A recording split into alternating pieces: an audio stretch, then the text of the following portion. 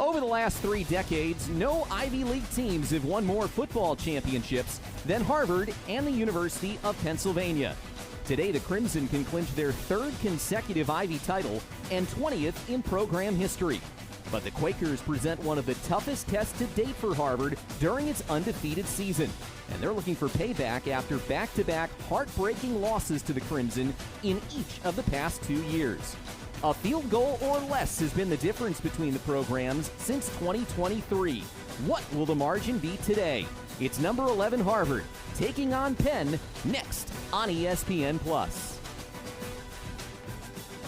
Hi, everybody, and welcome to Tim Murphy Field at Harvard Stadium. Alongside Tim Murphy, I'm Alex Vispoli. We'll check in with our sideline reporter, Amanda Keene, in just a little bit. Well, the objective for Harvard today is simple: win and remain unbeaten and clinch a 3rd consecutive Ivy championship for just the 2nd time in program history. But that doesn't mean that simple will be easy today, because Penn is also still alive for an Ivy title. And, Coach, this game has gone down to the wire each of the last couple of years. It's never easy in this league, and that certainly goes for playing against Penn. In 2023, Jaden Craig had to execute a double reverse pass in triple overtime to get the championship. In 2024, Harvard down at Penn had to execute down 2 scores in the second half to come back and win it. So never a dull moment against these 2 teams. And for Penn to score the upset win today, you figure that the all-Ivy wide receiver Jared Richardson will be heavily involved. Yeah, Jared's he's a dude, as they say in this league, and he's a guy at 6'2", 220, heading towards 1,000-yard experience in terms of pass receptions this year. He's a guy you got to shut down. I wouldn't be surprised if they have to double-team him at times. It's senior day here at the stadium. That means the final regular season home game for one of the best quarterbacks in Harvard history, Jaden Craig. Well, when people ask me who's the best quarterback in Harvard football history, it's easy to say Ryan Fitzpatrick. Played 17 years in the NFL. His team in 2004 was the first 10-0 team in Harvard history. And I think the reality is that Jaden Craig is going to be one of those guys. He may not be Ryan Fitzpatrick yet, but the reality is he can make all the throws. He has very, very same skill set, and I think this is a kid who will make it in the NFL. As there always is this time of year, plenty of scoreboard watching in the Ivy League. Not only could the Crimson clinch an Ivy title today, they could also cement the league's first ever automatic bid to the FCS playoffs with a win coupled with a Yale loss at Princeton. Penn has won the toss and elected to receive the opening kickoff. Oftentimes teams will defer, but Penn wants to get that offense out there right away, and so Kieran Core will kick it off to Jaden Drayton. And we've got 8-0 Harvard against 5-3 Penn. Always a big game when these teams meet up in the penultimate regular season game. And here we go from Harvard Stadium on a 45-degree sunny Saturday afternoon. So glad you could join us for Harvard's final regular season home game. This is Drayton from the 5. Penn is such a good returning team, and look at Drayton go across the 30, runs into tacklers and is finally spun down, but not before getting across the 35-yard line. The special teams from Penn, that was one area that Harvard really wanted to limit the return game. So far, check mark for the Quakers. Check mark indeed. Great field position, 35-plus yards. They'll take that every time on the kickoff. And so Liam O'Brien, the senior quarterback from Boulder, Colorado, will lead the Quakers dual-threat quarterback. And we've seen it throughout his career. Extremely athletic, was a former lacrosse player, a high-level lacrosse player who was actually recruited to Cornell to play lacrosse. And Andy Orrick says it looks like he's out there playing lacrosse without the stick when he's out there running. Feature a heavy RPO offense, and they go to the air for the first time. It's complete to B.C. Owens, just shy of the 40-yard line. They'll give him the 40 and a gain of 5 for the outstanding wide receiver, who's an excellent running mate to Jared Richardson on the outside. Shifted formations late and got a 2nd and 5. Sean Line, the linebacker for Harvard, coming off a terrific game at Columbia last weekend. 8 tackles, his first career interception, and he has stepped into a big starting role this season. O'Brien will run it around the right side, looking for the marker. He's got the first down, and it takes a pair of Crimson to knock him down. A Penn first down on their second play, but a flag comes in at the end here. Well, Penn came out on an empty set, and you know that the only person who can run the football is the quarterback, and he's a good runner. He's a guy that can make plays with his feet, so they can go empty if they get the look. That was a face mask against the Harvard Crimson defense as Justin Ackley, the referee, called it, and that's going to push Penn into Harvard territory all the way to the 37-yard line. Damaging penalty. And a great opening drive for the Quakers, just 2 plays in. They've got Dante West in the backfield, dangerous running back, and O'Brien will keep it again around the right side. And he'll only pick up a couple, maybe to the 35. It's a 2-yard gainer for O'Brien, who is 7th in the Ivy League in rushing yards as a quarterback. Well, if you look at O'Brien and you look at their top receiver, they're very explosive athletes. 4-yard gain on the play, 2nd down and 6.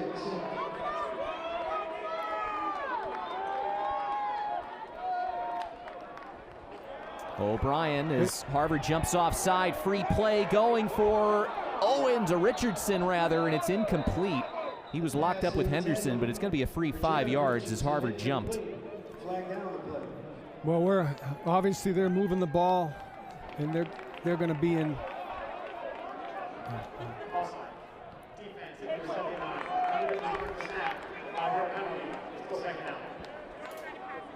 Coach, let's take a look at your keys to the game from the Penn perspective today. Well, first of all, make them earn it. Playing against the best quarterback in Division I FCS and future NFL player Jaden Craig, Penn's defense got to find a way to get off the field. Number 2, keep Penn offense on the field to bleed the clock. That's what they want to do.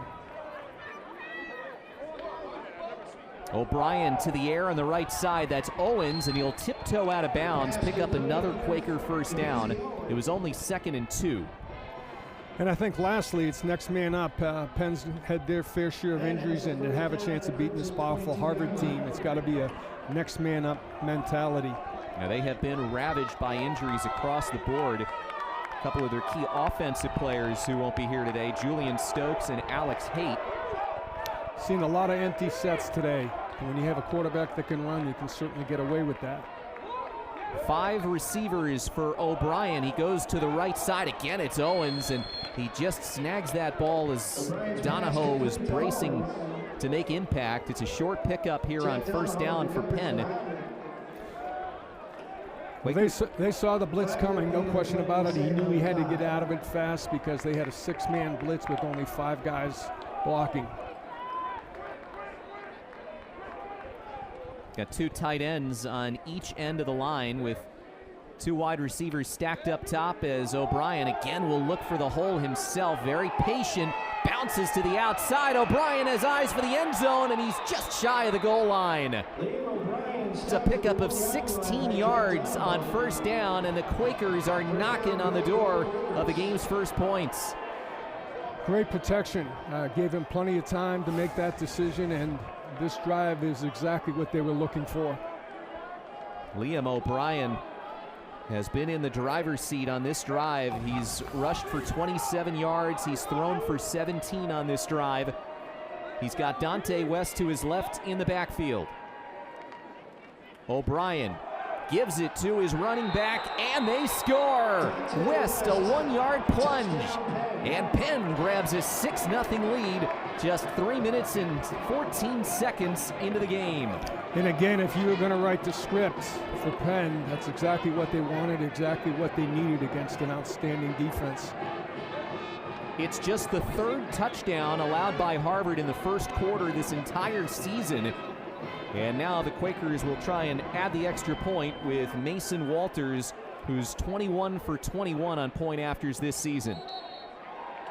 And make it 22 for 22, a near perfect opening drive for the Quakers as they march right down the field and put themselves in front on the road at Harvard Stadium.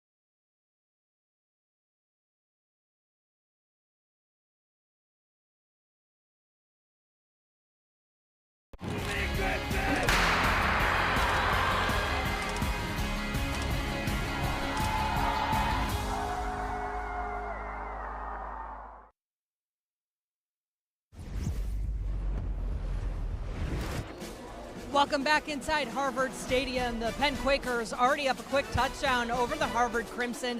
And this is nothing new to these two teams. They have battled it out in recent years. Last year, the Quakers were up 21-7 in the third quarter when the Crimson found a way to battle back. Early in the game, it was Jaden Craig that went out with an injury, Harvard's quarterback, and they brought in Charles Tafrima to run this offense. And head coach Andy York remembers the game as a fun one, but mostly he was happy to have a veteran like Tafrima ready to go because he led that Crimson team to a comeback. They scored a field goal as time expired for Harvard to win 31-28. The game was an absolute battle and not one that Penn remembers too favorably. So that is something they will be keeping in mind today. And with this early lead, guys, who knows how it could go. And man, you see on screen right now, Sam Smith was the field goal kicker. He missed a 46-yard field goal right before Harvard went on the game-winning drive itself. He's on kickoff duty this season, and he will boot it away to the Crimson. Jordan Harris is the deep man for Harvard, trailing for just the second time all season long. And the kick will go into the end zone for a touchback. And Harvard will take over at the 25-yard line, down 7-0. This is a spot that Jaden Craig has not found himself in terribly often, but I'm sure given what you know and what I know about the Harvard signal caller, there will not be a lot of panic in the mind of number one. No, I think the bottom line is that what Penn's got to do is they've got to make Harvard earn it. And I said, right now, basically, this is not a position that Harvard's been in all year long, but believe me, they will figure it out.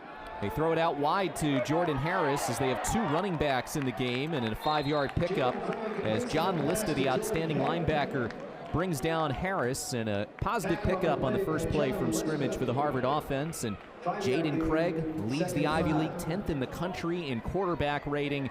He's also among the national rankings in touchdown passes, yards per game. Outstanding senior campaign for the New Jersey native. And he's on the move looking to throw, finds his freshman wide receiver Ryan Tattersall out to the 37-yard line. It's the 10th catch of the season for the Delaware native, and Harvard picks up a first down. One of the things they've done well all year long is change the launch points for the quarterback, and you're going to get him scrambling, and you're going to get him behind center, and you're going to get him on rollouts like that. There is Lista, one of the captains for the Quakers. Last week, 10 tackles and 2 pass breakups in the loss to Cornell. Exavea Bascon made the first man miss and then gets his way to the 45-yard line. What do you see as the keys for Harvard today against the Quakers, Coach? I think the reality is that they've got to keep their eyes on the prize. Yale's still in the hunt. You've got 2 other teams that are 3-2, so just focus on the task at hand. Harvard will have 3 wide receivers and Bascon in the backfield. On 2nd and 8. Plenty of time for Craig. Goes to his tailback. Again, he makes the first man miss, and he is knocked out of bounds at the 49-yard line. So a 4-yard pickup. It'll be 3rd and medium here for Harvard. Good job by Jaden Craig. He looked down the field, didn't like the looks he had, and just dumped it off to the running back, and we're down 3rd and 3 now. Harvard may be without one of its most important pieces offensively today. Seamus Gilmartin was questionable coming into this game, and we have not seen him on the field to this point, which may indicate that he will not be suited up for this one. On 3rd and 4, need to get to the 47 as that is hauled in by Dean Boyd for a first down in Penn territory. The senior with the grab on senior day to give Harvard a fresh set of downs. Well, I'll tell you, Jaden Craig makes that throw look easy, but when you're throwing that out cut from the hash, that's very impressive. This is what we were talking about. Harvard has only trailed once this season. It was in the second quarter at Princeton. They were down by 4, and that margin didn't last long in a game that Harvard won 35-14. And right now down 7-0 early. First offensive drive for the Crimson as we're nearly 6 minutes in. On first down, Craig. He's going for Brady Blackburn and just overthrows him. Blackburn got a hand up there. Good coverage on the play from Andrew Bruce, the sophomore from Chariton, Ohio. Got out of zone, played man coverage on that and played it well. Needed a perfect throw to get that executed.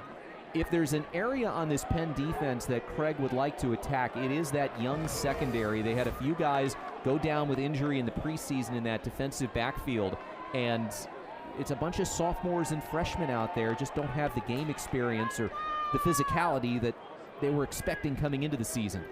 Well, with that young group, they've got to play a lot of zone coverage.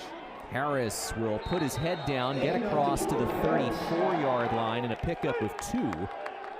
Sets up for a 3rd and 8 for the Crimson on their first drive on a chilly but not overly breezy day at Harvard Stadium. Tough go there for Seamus Gilmartin. He's been one of the top receivers. He's certainly been the best tight end, one of the top tight ends in the league, and that will not be an easy void to fill today. On 3rd down, the give to Harris around the outside, well blocked. Harris down the sideline, stepped out of bounds at the 21. It's a gainer of 13 for the senior from Ellicott City, Maryland. And the Ivy's leader in yards per rush gets a Harvard first down. Yeah, great vision by Jordan there. He didn't like the first seam, didn't like the second, and then eventually bounced it out on the perimeter.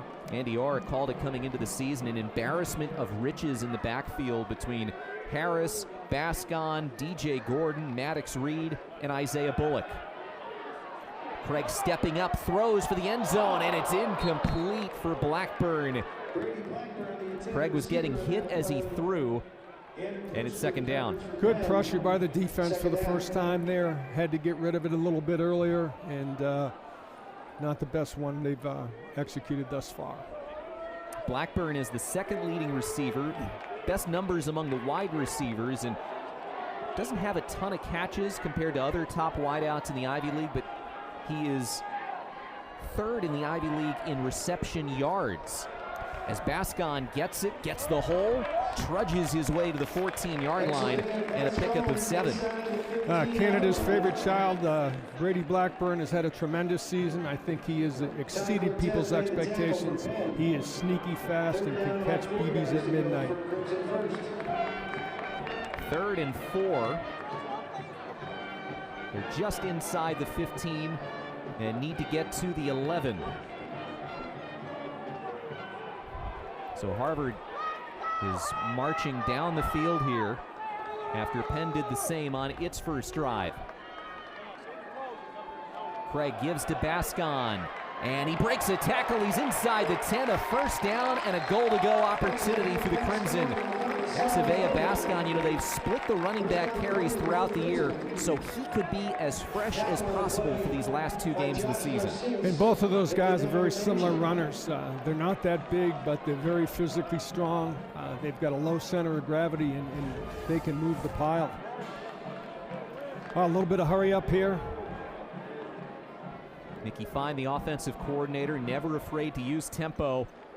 As the give goes to Bascon, bounces to the outside, spins down to the 1-yard line. They'll mark him at the 2. But Exavea Bascon and Jordan Harris are carrying the Crimson on this drive with an excellent ground game. Going to thank the offensive line up front. They've pushed the defensive line a little bit thus far, and this is a great series for their first time out. Bascon 21 yards on 4 carries. Harris 15 yards on 2 carries, so the two have combined for 36 on 6. 2nd and goal from the 2. Got the extra tight end in there, Ben Alvarez. And it's Bascon again, pushing forward. Does he have enough to cross the plane? He does! Touchdown, Harvard! A little bit of tush push to finish that one at the end. Looked a little bit like Travion Henderson the other night, getting the help from the Patriots offensive line. And the Crimson can tie it on the point after.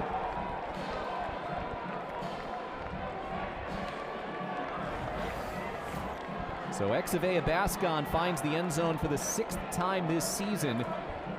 All have been on the ground. And Kieran Kaur will look to tie it up. He does. Harvard returns serve in this opening quarter. After Penn went down the field to score 7, Harvard does the same thing. Level, 7 apiece. 5:52 to go in the first.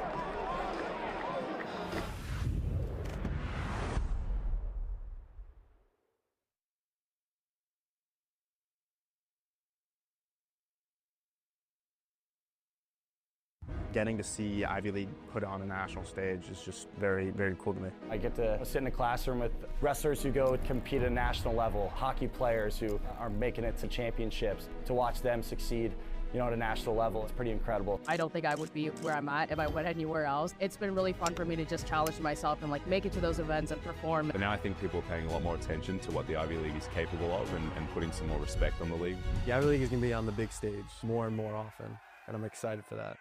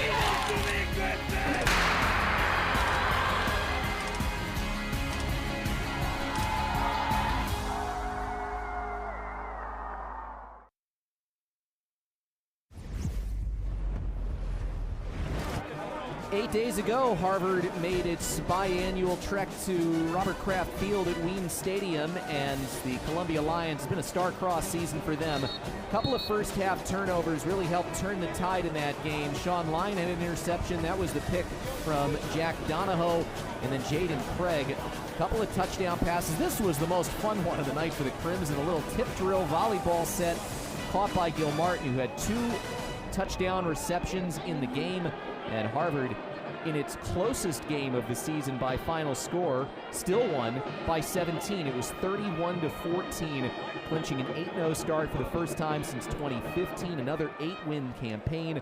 Harvard might have scored more, but at times they barely had the football. You see the time of possession advantage for the Lions, and big nights for Gil Martin and Bascon. 2 touchdowns each. And you're pointing out that time of possession, and that's an area for the Harvard defense that they would like to tidy up, that they couldn't get Columbia off the field as much as they wanted. Well, I'm sure that's a priority today. Well, when we talked to head coach Ray Priori from Penn, he said, we want to score slowly. We want to win that time of possession battle, keep the Harvard offense off the field, and it wasn't necessarily the slowest drive as they marched down the field for the first time, but they're certainly happy with the 7 points that they put up to start the game. They know they have to score points, but when they're not scoring points, they have to bleed the clock. Penn runs a heavy RPO offense. They did it under their former offensive coordinator, Dan Swanstrom, and they're now doing it under Greg Kimera, who's in his second year in that role for Coach Priori. Fake the handoff and a dish over to B.C. Owens, and he gets smashed down immediately by Sean Lyon.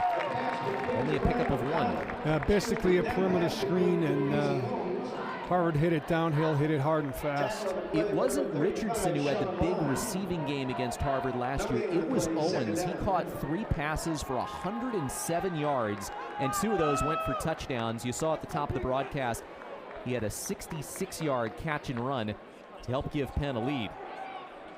On second down to the outside, again going for Owens. Did he pull that one off the turf? Officials say yes, he made the catch at the 39, and a gain of 13 yards to Owens. Well, one thing they're doing a good job of, they're changing tempo, and the quarterback is changing launch points. They don't know how to blitz them necessarily.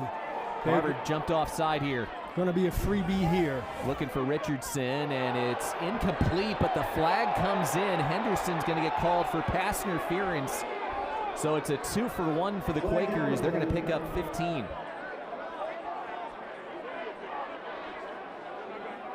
It's interesting, all the completions have gone to one man in BC Owens, but they've thrown Richardson's way a couple of times. Well, eventually they got to get the ball to Richardson, but to be able to distribute it well and be moving the ball up and down the field is pretty safe. That penalty is declined. Pass interference. Defense, number 7. 15-yard penalty, automatic, first down. Well, Harvard called for the penalty. They are the least penalized team in the country, and Penn is one of the most penalized teams, at least in the Ivy League, right around 100 in the country in penalties and penalty yardage.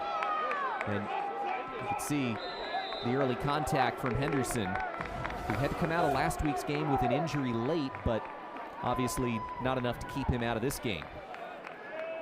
Empty set doesn't mean the quarterback can't run the ball. Looking to pass initially, and O'Brien all day to throw. Now he tucks it down, he throws for Owens, and it's broken up. Austin Guillory on the pass breakup. Great coverage, headed covered the whole time, then stripped him at the point of catching it. Guillory, a junior from New Orleans, has had an outstanding season. Had a fumble recovery for a touchdown on a Friday night against Cornell here. The incompletion is just the second for O'Brien.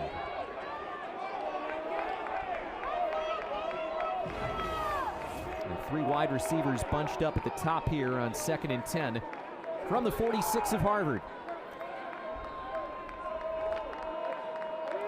Quick throw to Richardson, his first catch of the day, but it won't amount to much. Destroyed the perimeter block at the point of attack. Brought the safeties up. 2nd and long, 3rd and long now. Well, we saw on your keys to the game, it was pointed out for the Harvard defense to double Richardson and don't let him ruin the game. So far, are you seeing all that attention going his way? Pretty much, and that's why he's not getting the football. He's lined up on the left side, single coverage right now with Damian Henderson. Again, Harvard jumps offside. It's the 3rd time today, and this is intercepted by Austin Guillory, but it's not going to amount to much as Guillory goes out of bounds at the 45. And so instead of the pick, we're going to have an offside against the Crimson.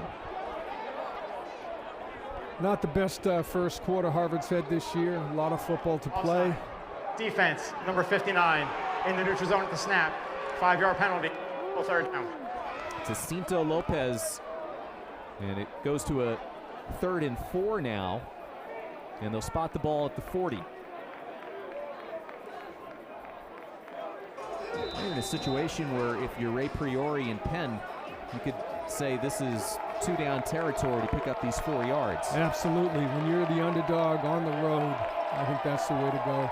Got a diamond formation of receivers to the left of O'Brien. And O'Brien will go right up the middle, and he'll spin his way for another Quaker first down. Just makes it look easy. Yeah, they're doing a good job executing their offense. He's getting good looks to run the football. When they've thrown it, they've done well. They've obviously had some penalties that have allowed them to possess the football, but they're moving it. Ray Priori says Liam O'Brien is one of the hardest working guys that he's ever been around. He's a great teammate, leader, friend, and on top of that, incredibly talented. And this is his first year where he's come into a season as the starting quarterback. He went in for an injured Aiden Sayin last year, as there goes Dante West. Getting him confused with another great Philadelphia athlete, as a spin will take him inside the 30 and a pickup of 5 yards to the 29. I know Coach Larkey wants to stop the run here, so I can't see this happening all first half long. I think they'll make adjustments and see if they can really throw the football. Penn has picked up an average of 6.5 yards per rushing attempt in this opening quarter. Harvard's rush defense is number 5 in the country. Go to the right side, it's Owens, and he gets to the 26-yard line, sets up for a 3rd and 2 We talked to Scott Larkey about that rush defense, and he was surprised that the team ranked as high as it did. He doesn't feel like they've really matched the standard to what a Harvard rush defense has been, in his eyes, as a good one. He said he liked that rushing yards per game to be a little bit closer to 70. Right now it's 91 per game. Well, there's no question that Harvard sets the ball high in that on defense, especially against the run. If you can't stop the run, you can't stop anything. Timeout from the Penn sideline on 3rd and 2. So the Quakers want a little bit more time to think about it. Penn, need we're to first pick of the up half. 2 yards A full to media timeout. advance the drive and continue to try and go back on top. 7-7, 1:45 to go in the opening quarter from Tim Murphy Field at Harvard Stadium. Great Ivy League rivalry matchup between the Quakers and the Crimson.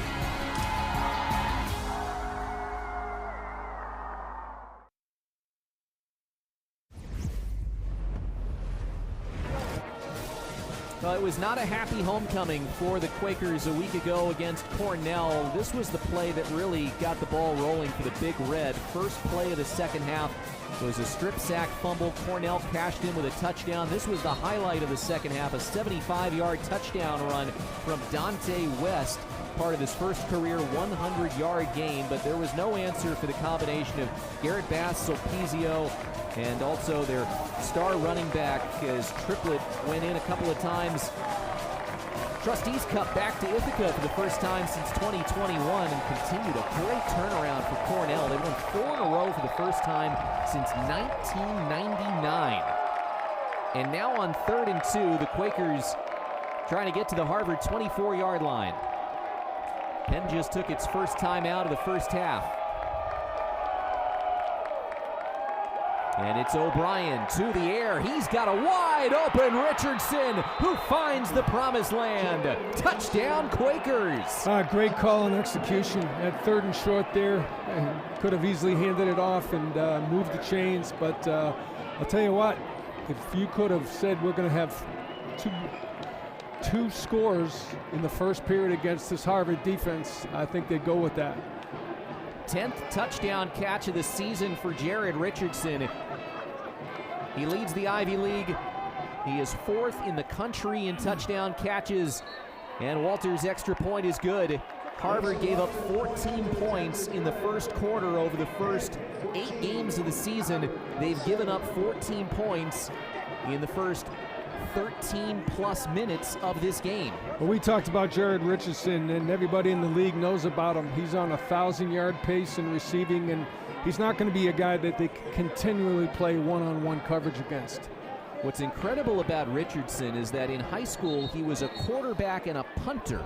He had never run a route prior to coming to college. They discovered him at a camp for high school kids. They said, hey, let's put him out. He looks like he could fit into a wide receiver mold. They had him run some routes. He didn't get recruited by Division I schools, only by Division II schools in Pennsylvania, because all his film was as a high school quarterback. But they liked what they saw. They offered him. He obviously was academically gifted enough to get into the University of Pennsylvania, and it has been what a crash course and what a great place to learn to become a great wide receiver. Of course, Justin Watson, the latest great wideout to come out of this program. Yeah, Justin Watson's still in the NFL. It's a great comparison. But these days, where are the best athletes? They're all playing quarterback throughout the country. Jordan Harris is going to run this back, and he will not get to the 25-yard line. He stopped 3 yards shy, and so Jaden Craig will try and keep pace with Liam O'Brien and company and lead the Harvard offense back out onto the field. You got to love Jordan Harris, boy. When you look at him, you say, he's not big enough to be a Division I running back, and he is tough, he is physical, and his teammates love him. So his offensive coordinator, Mickey Fine, says that height can be to his advantage at times because teams have a hard time locating him behind the line of scrimmage, and by the time they see him, he's already hit the hole and he's gone. You could probably say the same for Sevilla. Bascon is 5'9" as well. And this goes to DJ Gordon, his first carry. Gordon is 6 feet and a rugged 205 pounds. I think DJ Jordan's the biggest surprise among that group. First of all, back when we recruited him as a quarterback, but his toughness and physicality and his explosiveness is really impressive. Picked up 3 on first down. And now Jaden Craig to the air, the outside, and it's a juggling catch pulled in right around the 35-yard line by Dean Boyd. Second catch today for Boyd. Good throw, good route, good catch. I don't think they're going to let Harvard dink and dunk that all day. They'll play a little bit of more tight man and see if they can fit it in. Boyd had big shoes to step into with Harvard graduating and losing so much from the wide receiver position, but they have not missed a beat. Of course, the signal caller is a big reason why. Yeah, I'll tell you what, the other part of it is Mickey Fine does an outstanding job working with those guys, quarterbacks and receivers.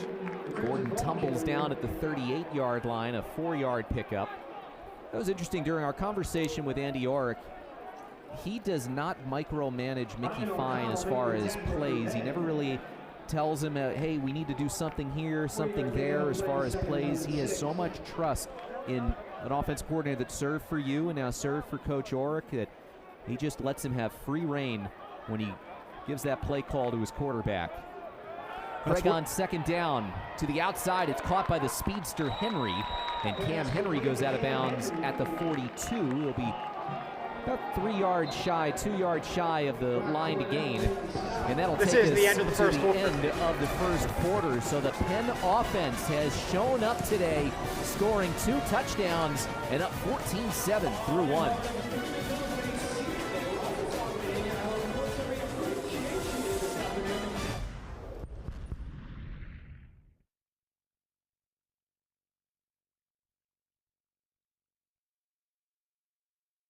All represent such a different aspect of student life. Don't worry about being messy. I love a little bit of messiness, right? Like, this should be fun.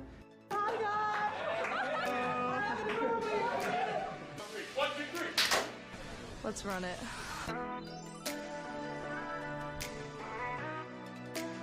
Crimson Jam Day!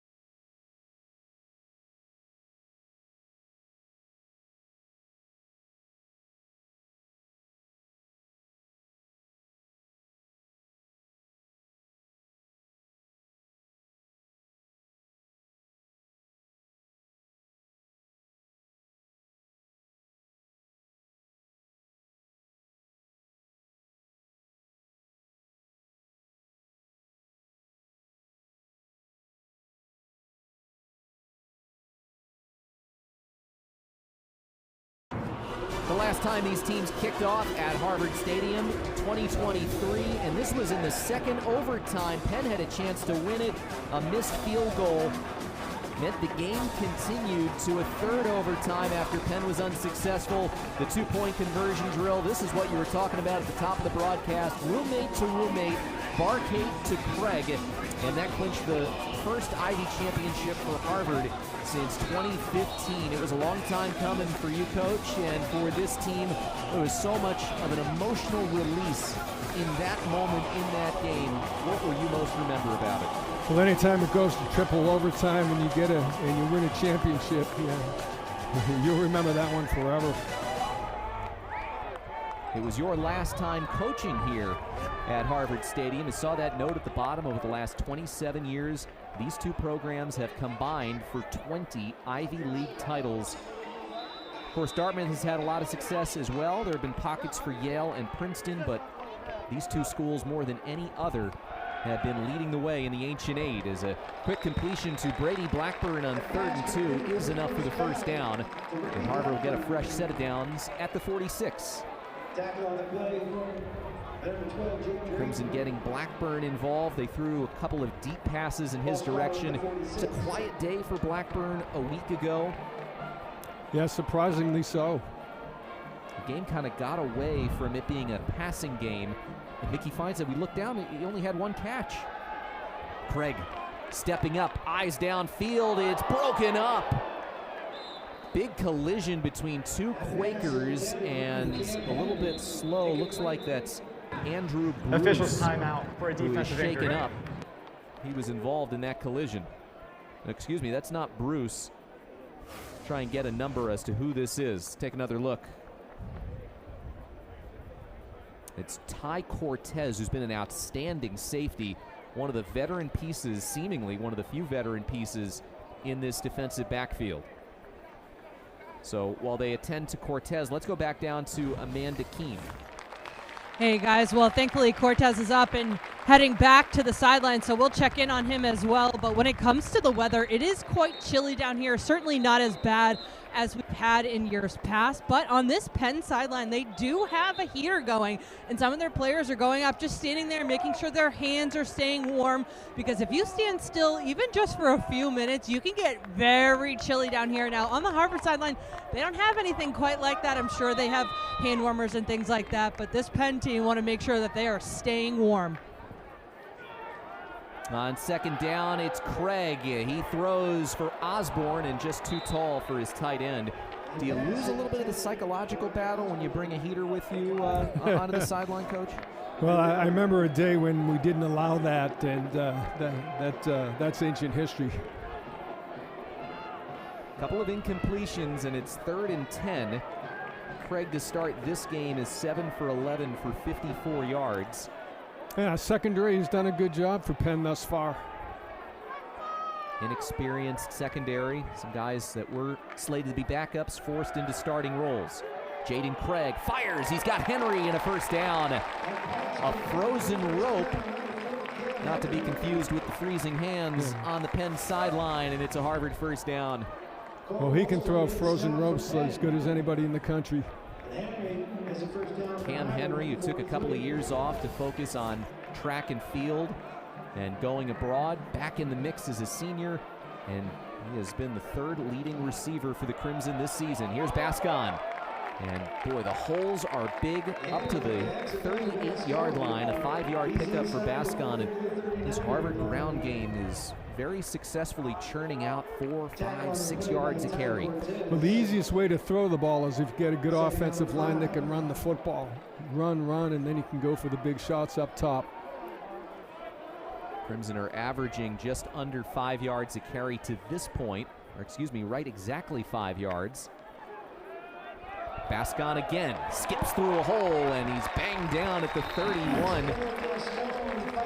7-yard gain. I'll tell you, X has always had such a great feel for lining up blocks and finding where the seams are. And, you know, he may not be big, he may not be a 4-4 guy, but boy, he's an extraordinary runner. Oftentimes when you see feature backs, they might get worn down at this point in the season, but because the workload has been so distributed, it feels like you're seeing an extra spring to Bascon's step here. A three-headed monster.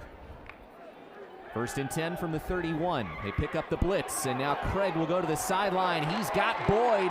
1st down and to the 11-yard line on a 20-yard gainer. 3rd catch of the day for the senior Boyd. And Harvard is once again knocking on the door. Well, first of all, really great protection, but even if he didn't have a receiver open, he had a great opportunity to run the football there.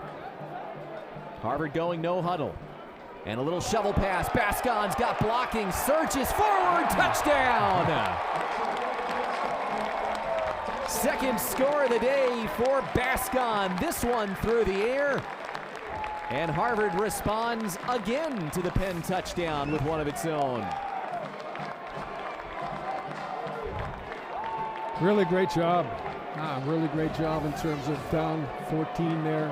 Hey, then down 7 here.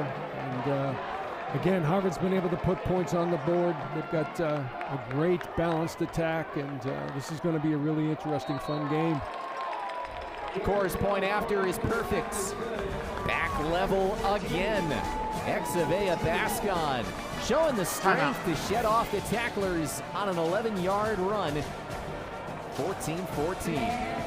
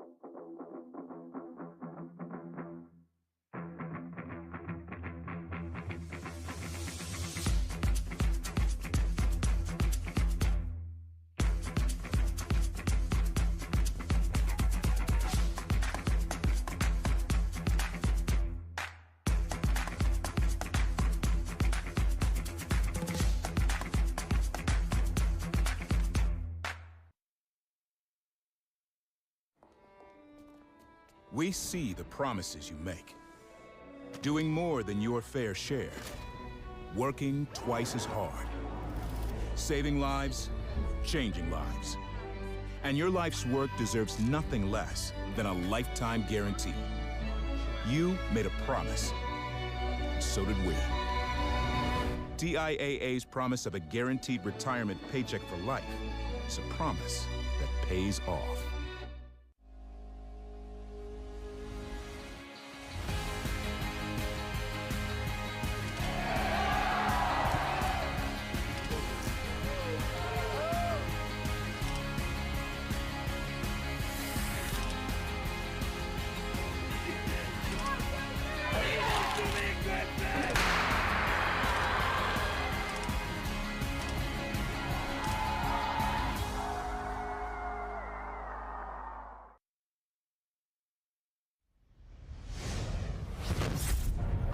Welcome back inside Harvard Stadium, and this Penn Quakers team has had the misfortune to have been bitten by the injury bug, and it started very early in the year. In summer camp, they had 2 players going down, and that just started an avalanche of injuries. The Quakers defense especially impacted. Their backfield and cornerbacks had injuries. Their captain went down at one point, and the list goes on.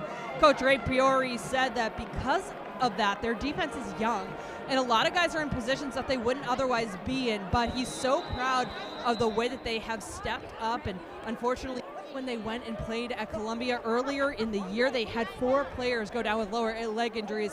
It's just one of those seasons that they've been bitten by this bug, so they're hoping to keep everybody healthy and finish this season strong. And so far, guys, you can't really tell. Yeah, defenses for both teams has been optional, as this kick will be returned a yard deep in the end zone from Jaden Drayton, and he'll slice his way out to the 23-yard line. speaking of injury bugs and biting, he said about his team, they're going to keep fighting. He said, we got a bunch of pit bulls out there. They're going to bite and not let go, is how he described his team, which is probably the perfect mentality for a team from Philadelphia. Well, this is not the only important game, of course, going on in the Ivy League. There is a big one going on in New Jersey. Right now, Yale is lining up for a field goal to try and draw even with Princeton. And let's take a look here. Are we tied? We are. So this game and the Yale-Princeton game, we are level. And that game is important for a few reasons. Penn also interested in that game, as Harvard is rooting for Princeton to take that one, and so is Penn, because they want everybody to end up with 2 losses to have a chance at an Ivy championship. Harvard rooting for Princeton, boy, you don't see that often in a sentence. If Princeton defeats Yale and Harvard defeats Penn, then the Crimson would clinch the outright Ivy championship and a trip to the FCS playoffs with the automatic bid, as O'Brien will take this about a yard or so shy of the line to gain. If Penn beats Harvard today, and that result Princeton over Yale, it would mean that Penn's chances at a share of an Ivy title next week are still alive. That would, of course, involve Yale defeating Harvard. 3rd and 1. Teams have been perfect on 3rd down today. O'Brien to the air. It's caught by Owens for a first down. BC Owens has been just about automatic today, having another big day against the Harvard defense. Well, that's an interesting call when it's 3rd down and a foot. Very, very impressive, mixing it up. Greg Kimara keeping a lot of the same things as far as the RPO game from Coach Swanstrom before he departed on to Cornell. Here's the running play, and it will be positive pickup all the way to the 43. 5-yard gainer there for Dante West. And let's talk a little bit about Dante West, because Ray Priori, this team lost Malachi Hosley, the Ivy League Offensive Player of the Year. He transferred to Georgia Tech, where he is a stud for an excellent Yellow Jackets team. That's a really tough loss. And Julian Stokes, who was the primary running back after converting to that position this year, he got hurt a few weeks ago. And Dante West has just been building and building. Last week, 125 yards, his first career 100-yard game, and Ray Priori says he can be the next great running back for the Quakers. Oh, there is a busted coverage and a wide open completion. It's Tommy Lafayette all the way to the Harvard 15-yard line. I think this may be coming back. Got a flag at midfield. If it stands, it would be a pickup of close to 40 yards. Lafayette, a freshman first-string running back. Offense, number 75, 5-yard penalty, 2nd down. But illegal man downfield, Luke Sacchetti, the left guard, and that is going to take away a huge play. That's a tough one. See if we can get a look at 75. Yeah, you can see he's certainly more than a yard downfield before that pass is thrown. Yeah, when you talk play action pass and you don't have anybody in front of you, you want to do your best to just sort of stay and put. Tough instincts to quell. So it's 2nd and 10 back at the 38. O'Brien keeping it, throwing. Richardson plastered immediately. Big hit from Duke Bradley, the senior from Springfield, Ohio, who Scott Larkey says, I'm really proud of him and the snaps that he has earned this season. Well, this is what he wants. You want to get him in 3rd and long here. Got back to the line of scrimmage before that penalty. Looking to get to the 48-yard line. There's Owens in motion. O'Brien on the move, throws for Owens, and another first down, guided out of bounds by Guillory. But he's at midfield on a pickup of 7. Been really impressed with their pass game. They've changed the launch points multiple times. It's tough to set up a blitz when you don't know if you're going to sprint out, if you're going to run the football or stay in the pocket. It's so tough, too, when they've got not one stud wide receiver. They have two guys, so you can't just devote all your resources to Richardson and say, make somebody else beat us, because somebody else, if they're BC Owens, they're going to beat you. Tight end in motion. It's a quarterback keeper, and skipping out of a tackle from line, O'Brien. Oh, what a run by the former lacrosse player. Face dodging and working his way to the 37 of Harvard. Well, I think thus far the biggest surprise, if you will, is their ability to consistently move the football in a lot of different ways. This Harvard defense, number 1 in the nation in scoring defense, number 3 by yardage. And so far in this game, they have yielded 145 yards to the Quakers, an average of 6.3 yards per play. Coming into the game, that number was 4.2 per play to the first 8 opponents. O'Brien chucking deep. He's looking for Owens, and it's through his hands. There was a lot of contact there. Solid throw, double covered, a little bit of contact. It looked like he pointed back toward the sun, and that can be a factor this time of day going in this direction. And I think we might have another defensive back down here. Let's see, Owens went to the sideline after this and is getting looked at. 2nd and 10 from the 37. Okay, another empty set here. Quarterback draw, possibly. Harvard trying to get organized defensively. O'Brien quick out to the tight end, Jack Donnelly, and the greater Philadelphia native punishing Crimson players and finally escorted out of bounds, but not before he gets to the 19, and it's a pickup of 18. Good job on the screen. Got everybody blocked, 1st and 10. Longest career reception for Donnelly, who only had 3 in his career for 15 yards, but the Doylestown, Pennsylvania native jumping into this role. His dad was a former football player at the University of New Hampshire, back in New England, and making a big impact on this drive. In the red zone, it's West. Big push from that offensive line, and West will get inside the 14. I think the thing we're seeing a little bit today, which is you haven't really seen to this point in the season, is your offensive line's getting a really good push up front.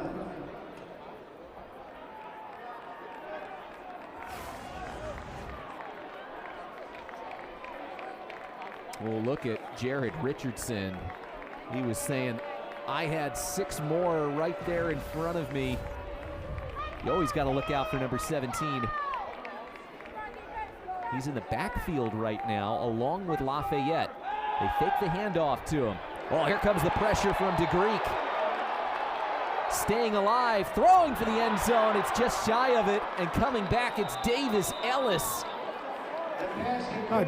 Really good job on the coverage, and quarterback just kept it alive and made a play. Really impressed with the pass game relative to what their statistics are coming into the game. The slippery nature of Liam O'Brien has given the Crimson all sorts of headaches in this first half. And for Ellis, his 12th catch of the season, he's had 1 or 2 receptions in every game he's played. O'Brien will throw it. This will be a running play to Richardson, and he bangs himself down to the 1. The lateral to Richardson. And 2nd and goal from the 1-yard line for the Quaker offense. Again, really good job distributing the ball. Making Harvard defend the entire field here, and 1st and goal from the 3-inch line. Earlier, Dante West went in from the 1. He's to the left of O'Brien. Long drive for the Quakers. It's West again, untouched to the end zone. Touchdown, Penn. Dante West has 2 of them, and the Quakers leapfrog back in front. Again, a lot of football to play, but I think this is as good as Penn could have possibly asked for. Offense, defense, special teams thus far. There has been no resistance from either defense. And Mason Walters will look to put Penn up by 7 for the third time today. And he does. 21-14. The Quakers have come into Harvard Stadium and have scored the most points against Harvard's defense all season. And we still have time before halftime.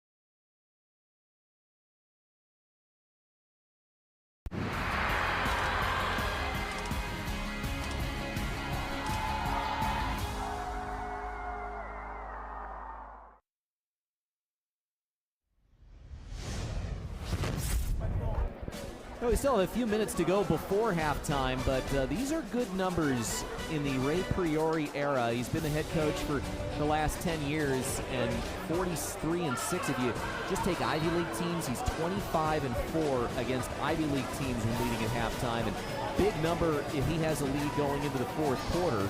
Again, against Ivy teams, that number is 28-1. So Penn will look to hold on to this lead as much as possible. We've seen 5 drives total and 5 touchdowns. Still waiting for the defenses to make an appearance today. Well, the thing I will guarantee, they'll get it. Harvard at halftime will figure some of this out. I think that's something Scott Larkey has done very, very well, but very, very impressed with this Penn team. They are keeping the pressure on the Harvard offense to stay perfect by scoring touchdowns on their first 3 drives. Jordan Harris will return this one from the 1. And Penn special teams will not even yield the 20. So it's a 17-yard return for Jordan Harris.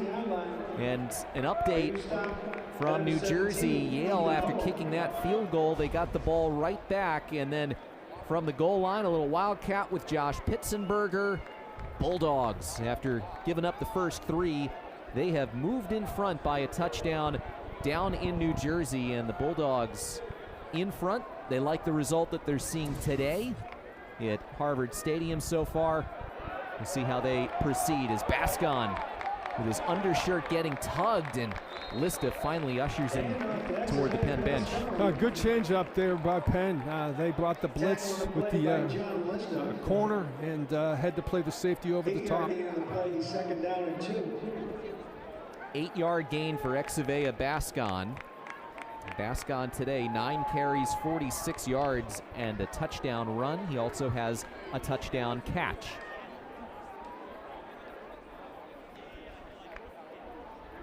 Craig whips it wide of Osborne. Yeah, that's not something you see every day from Jaden Craig. He usually puts that as a layup. That's usually right on the money. Again, Harvard playing without Seamus Gilmartin today. Definitely leave, probably one of their best receivers and certainly their top tight end, Logan Rieska, very physical guy, number 42. Very tough guy, probably not the biggest down the threat guy as some of the other tight ends. Does have 8 catches, but yeah, big body used for blocking primarily. They go to the air. Outside, it's Blackburn, makes the catch and tries to make Drayton miss. Good recovery by Jaden Drayton. Otherwise, that would have gone for a lot more. As it is, it takes Harvard to the 42-yard line. Crimson coming in 5-0 in the Ivy League. Penn 3-2. Yale is right between the two at 4-1 here in the Ancient Eight. Again, Jaden Craig makes that field throw look very easy. On first down, a little trickery. Blackburn, oh, he will go nowhere. Sniffed out. It's Jake Davis, the senior from Wall, New Jersey. The tackle in the backfield and a loss back to the 36. Oh, good job by Penn wiring that one up.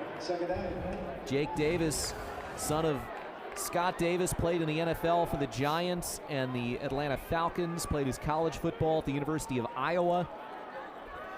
Genetics are real. I think so. And it's a loss of 5. Now Craig goes to that wide side and he finds Tatterstall. A good read by Jaden Craig, but I'll tell you what, they had all 3 receivers wide open in that particular route. Those Ivy standings where they are entering the day. Couple of games going on simultaneous with this one. The Dartmouth-Cornell game started at 1.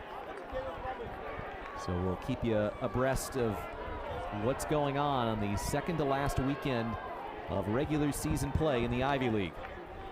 Showed blitz, didn't come. Harris spun back, and again it's Davis. Twice on this series making plays in the backfield. And the first time today we will see a punting unit, and not many would have put their money on Harvard being the first team to trot out the punter. Again, very, very impressive first the 2-minute half timeout. for Penn offensively and defensively. The Quakers will have 2 timeouts at their disposal as we've hit the 2-minute timeout. Penn on top by 7 and looking for more after the punt.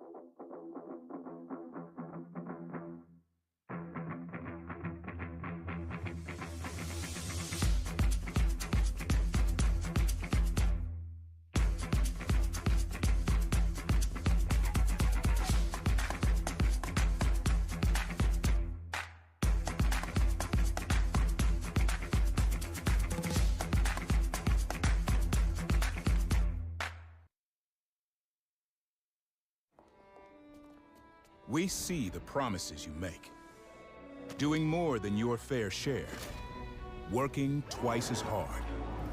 Saving lives, changing lives. And your life's work deserves nothing less than a lifetime guarantee. You made a promise. So did we. TIAA's promise of a guaranteed retirement paycheck for life is a promise that pays off.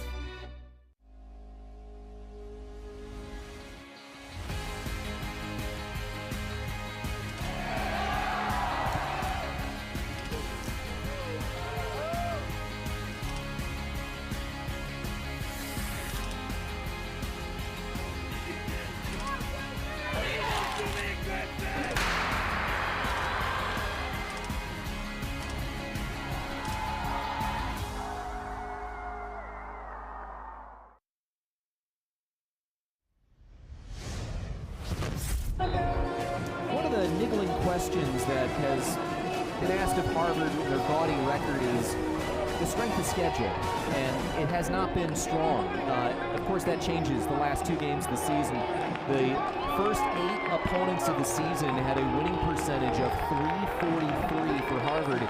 The last 2, Penn and Yale, it's .688. So seeing Harvard getting tested by teams that it's not been accustomed over the course of the year.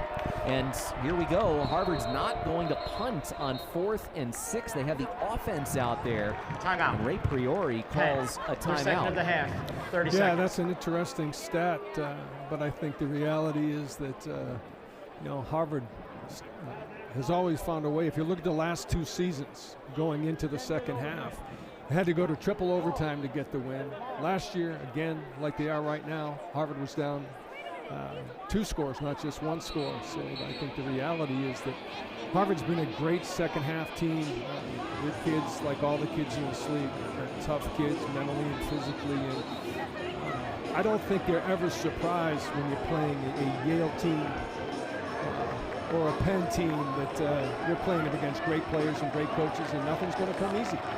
There's the numbers that we were talking about. You a little surprised they're going for it at this part of the field, their own 46? I will admit, a little bit. 4th and 6, Craig loops that over the middle, it's dropped. Would have been an interception, but wouldn't have mattered. Probably better that he dropped it. It was in and out of the hands of Cole Olstein, the linebacker, and so turnover on downs, and Penn will have great field position at the 47 of the Crimson. I think Cole's going to tell his coach that, yeah, coach, I was trying to drop it. Trying to loop that in for Osborne. Did not put enough on it. You can see it was an off-balance throw from Craig. And the Penn offense will look to keep on rolling. Yeah. Harvard, this is the time for their defense to step up. Stating the obvious, this is time for the defense to step up. O'Brien will beckon West, and he gives it to his running back. Good blocking on the outside, but again, Sean Line takes him down out of bounds. Let's go back down to the field to Amanda. Hey guys, I got to tell you, I was just standing on the sideline next to Liam O'Brien, the quarterback here for the Quakers, and although he's having his way with the Harvard defense, he's not coming away unscathed. His right knee is all taped up because it has blood on it. His knuckles on his throwing hand are all bloody. He's got blood on his undershirt. He's a mess, but it does not seem to be fazing him one bit. Probably inspiring his teammates as he drops back to pass and fires for Ellis, who hauls it in. Davis Ellis with his 2nd catch of the day and another Penn first down. Yeah, I think the secondary is giving them a little bit of space. I think they really respect the speed on the perimeter with the receivers, so it'll be interesting here. But Harvard's given a lot of layups. Push it forward, trying to burn some of that clock. Penn has one more timeout remaining. What's notable, Penn has 15 first downs in this first half. Harvard's defense has given up an average of 15 first downs for the entire game to this point. Yeah, I think there's a little bit of an out-of-body experience, which I'm sure Harvard will get squared away at halftime. Head coach Andy Orrick in a position, and his team has not been in much this season, only the 2nd game that they have trailed by any score, but see that number at the bottom. There have been a few guys who coached just a season or 2 back in the day that went 9-1 or went 20-2, something like that. So you think 16-2, he must be all-time winning percentage leader. Well, with a program like Harvard, that's only good enough to get you into the top 10. Yeah, it wasn't always like that, as we know. Yep. 2nd and 6 for the Quakers after Harvard used its first timeout. Trying to preserve a chance to possess the ball again in this first half. Harvard will receive the kickoff to start the second half. O'Brien, he finds his tight end, Michael Hegarty, the Needham, Massachusetts native, and it takes 3 Crimson to rip him down at the 9-yard line. Hegarty's 5th catch in his freshman season. Yeah, another good execution of a play. It seems to be coming easy. It will be interesting to see what the halftime adjustments are. They mark him down at the 10 after a 14-yard pickup. Hegarty's dad, Patrick, was a baseball player at Harvard. Son on the gridiron at Penn. Pretty sure he's wearing white today. No doubt about it. The Quakers are looking to extend the advantage. Under a minute to go in the opening half. First and goal. O'Brien lofts an easy one. Richardson into the end zone. Second time today for Jared Richardson. His 11th of his season, and the Quakers up 2 touchdowns at Harvard Stadium. Well, got to give some credit to the play callers. They're doing a great job. They're certainly mixing things up. And the bottom line is that Harvard's in a little bit of shell shock, and I'm sure they will get that squared away at halftime. Just like last year, Penn up 2 touchdowns on Harvard. They're hoping for a different ending. I think I said at the beginning of the game, never easy against these guys. The point after was blocked. It was deflected and no good. So they're only up 13, and we'll see how that plays out over the remainder as Jared Richardson celebrating again. He's got a 26-yard touchdown catch, a 10-yard touchdown catch, and again, pretty good for a former high school punter and quarterback. Yeah, I think that missed kick could come back to haunt them. That is the 4th blocked kick for Harvard this season. The 39th blocked kick they've had in the last 6 seasons. Very impressive. That has been literally the only damper on this game from a Penn perspective. Maybe you could say the defense giving up a couple of touchdowns early, but boy, Ray Priori, if you told him you were going to score 27 points in the game against Harvard, he would have taken that. They've got 27 points with 49 ticks to go before halftime. Yeah, I agree, but at halftime he's going to say, hey fellas, it's 0-0, let's go. Smith to kick it away.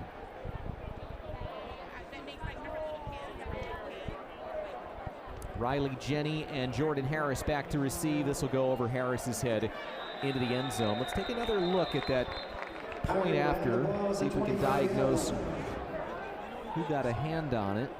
Looked like a low trajectory.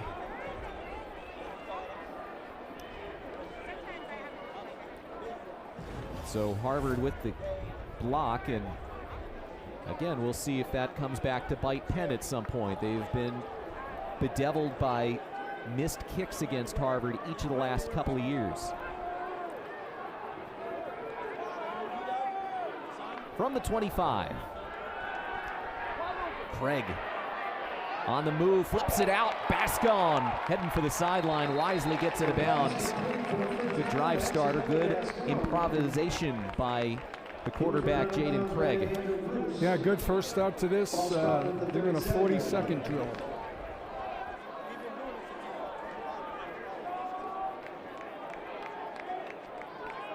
From the 37, he's got 4 receivers, including the tight end.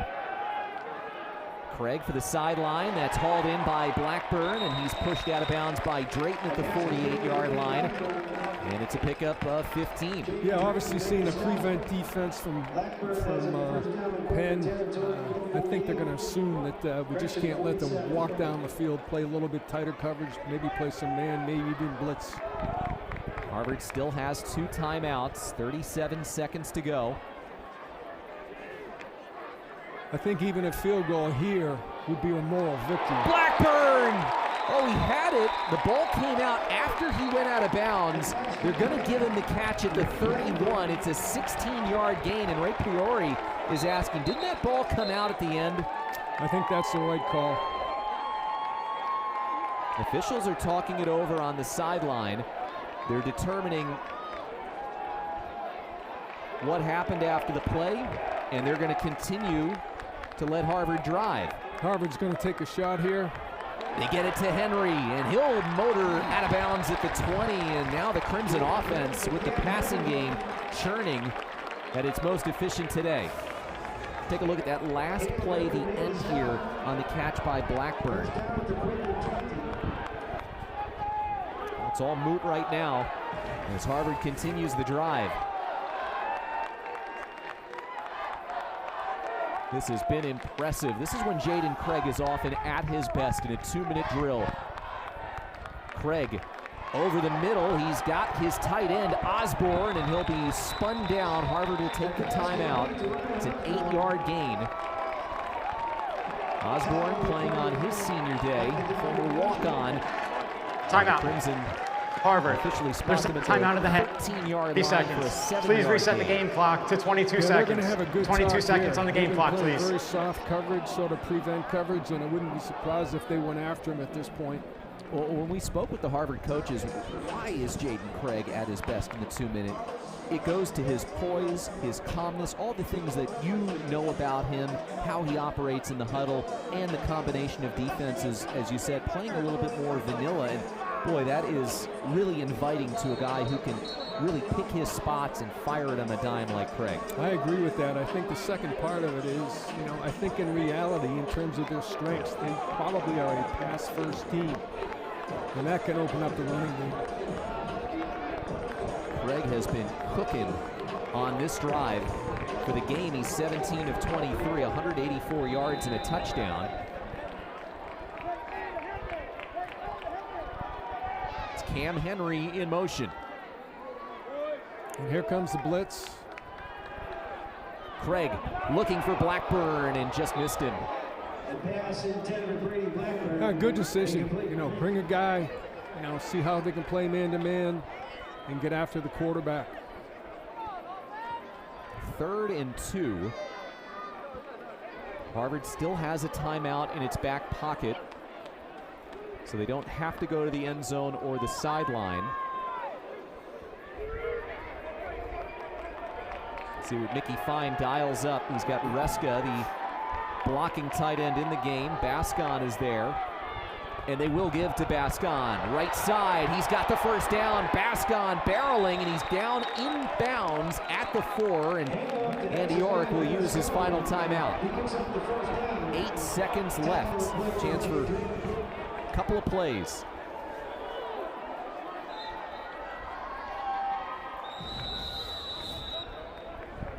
Well, they actually didn't call the timeout. They spiked it.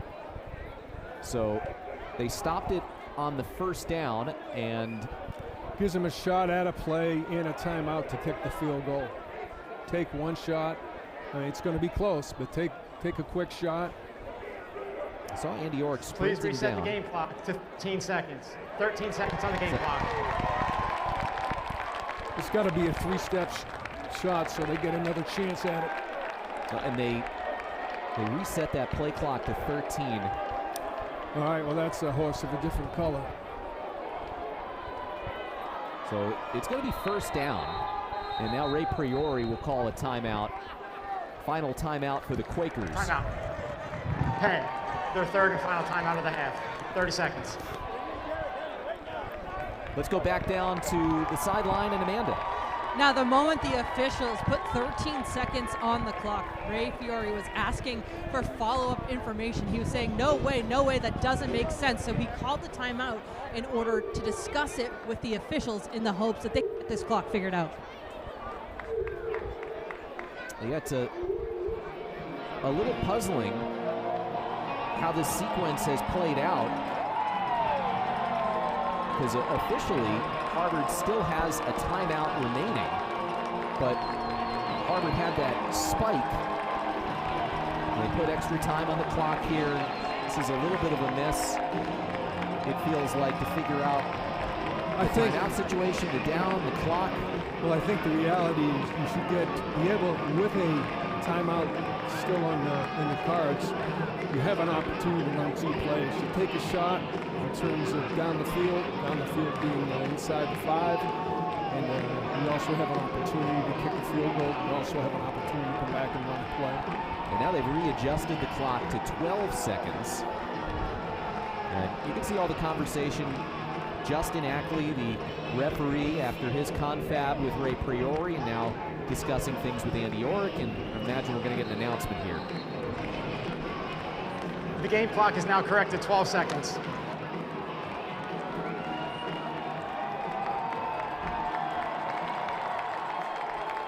Okay, interesting. Do you go for the quick throw here or do you hand it off and have a timeout?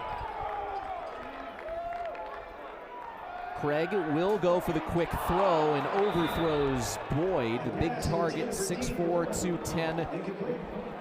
And that will use up a couple of seconds.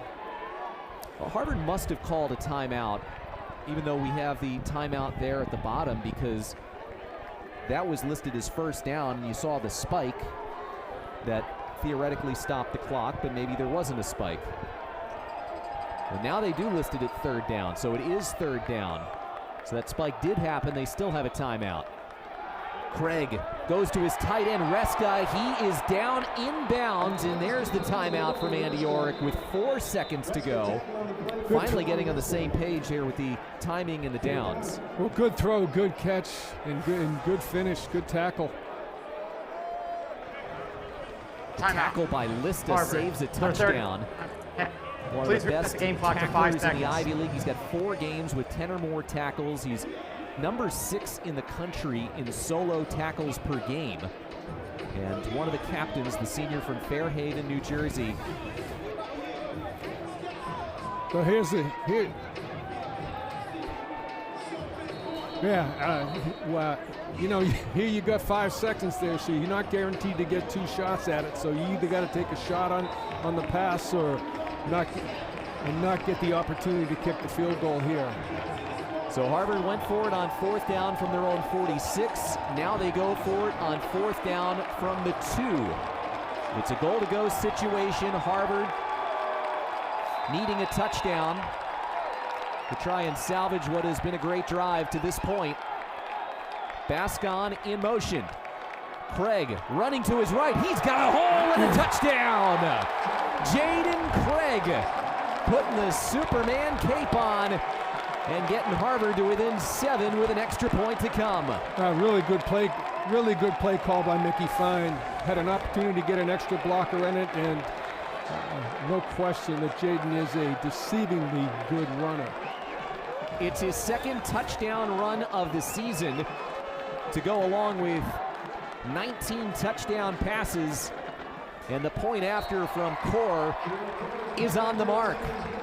So the difference is 6, and a Harvard drive that started with just 49 seconds on the clock ends with 2 seconds left on the clock and a touchdown, and we go back to Amanda. Head coach Andy Orrick earlier in the week, he told us that he relies heavily on analytics when it comes to going for it on 4th down. He said he has never once gone against the analytics. If it says to go for it, he does, and obviously that has paid off so far. He says the company that they use, they've gone over these scenarios as much as humanly possible, and computer simulations, all that.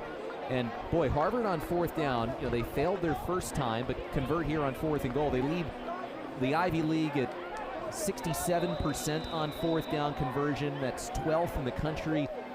So far, it's working to trust the numbers. Yeah, well, analytics are real, but I also think that circumstances, sometimes it's just go with your gut.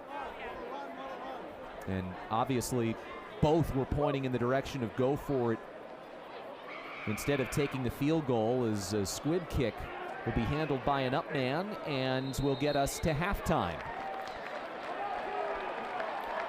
Well, the difference in this game is that Penn's defense has stopped Harvard. This is the end of the second quarter. Harvard's defense has not stopped Penn at any point in this game. And here we are at halftime, a 6-point game, Penn in front. Well, I would just say that the fans here and the TV fans, they're getting their money's worth, that's for sure. Always exciting when it's Penn and Harvard. This year looks like no exception, as the Quakers are 1/2 away from serving up Harvard's first loss of the season, but still plenty more to go in this one. Quakers with the halftime lead, though, 27-21. We're back to Harvard Stadium after this.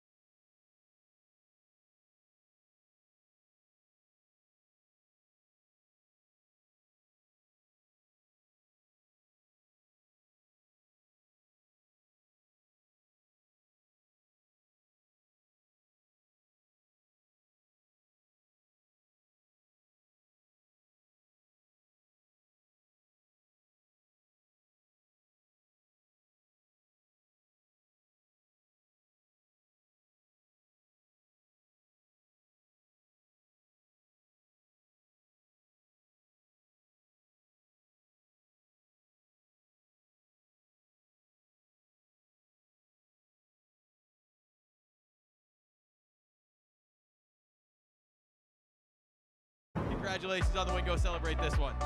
Welcome to Cambridge and the game. Gil Martin's got it. Gil Martin down the sideline, and he is in for a Harvard touchdown. And it's intercepted. Ty Bartram picks it off, and he's on the move. Coach, with that win, you're the most winningest coach in Ivy League history. What it means is we've had, for a lot of years, for 30 years, we've had amazing assistant coaches. We've had unbelievable kids, and it's as simple as that.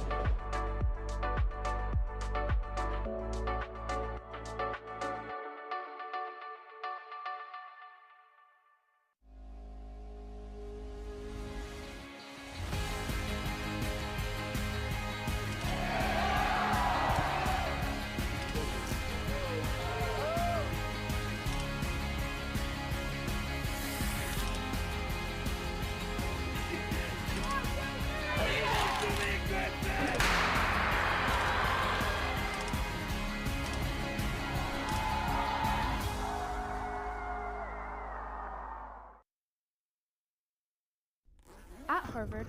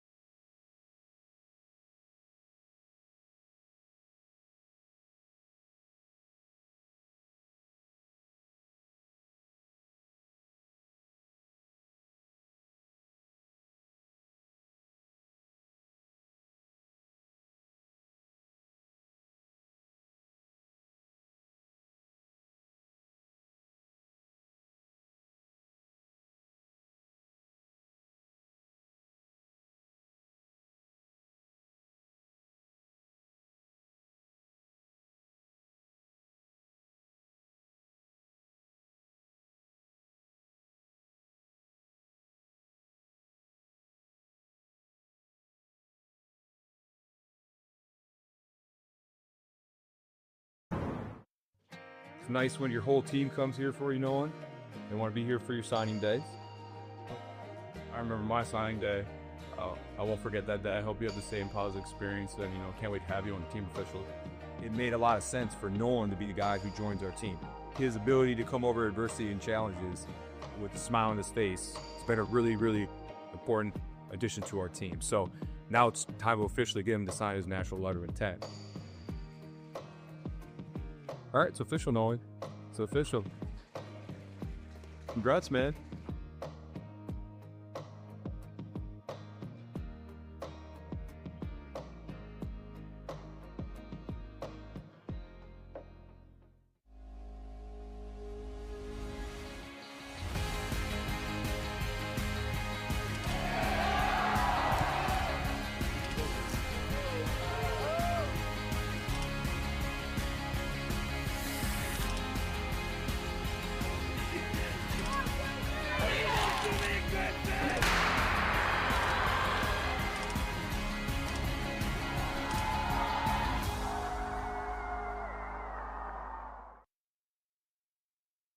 My name is Jenna Shulman, and I'll be playing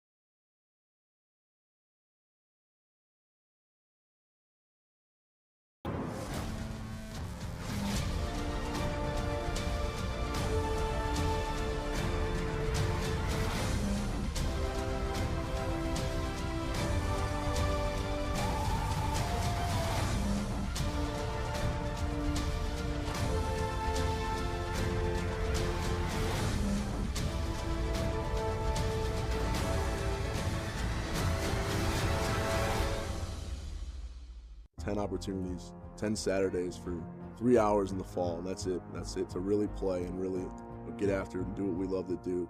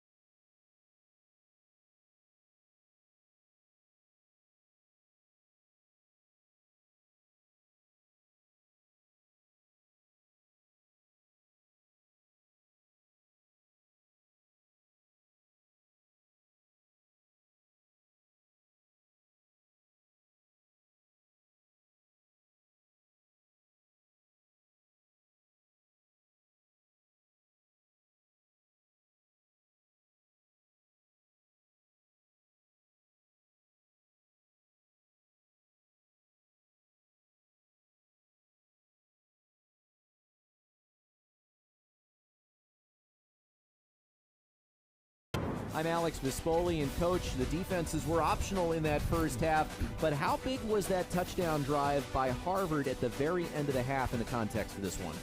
Well, I think it was huge. I mean, if you look at this rivalry, if you will, it's been, very, very tight for the last several years, and it's never easy against this team, against this Penn team. And this looks like business as usual to me in terms of, Harvard's 8-0. Obviously, Penn's not quite in that position, but the reality is two really good football teams, great first half, and will be a very interesting second half.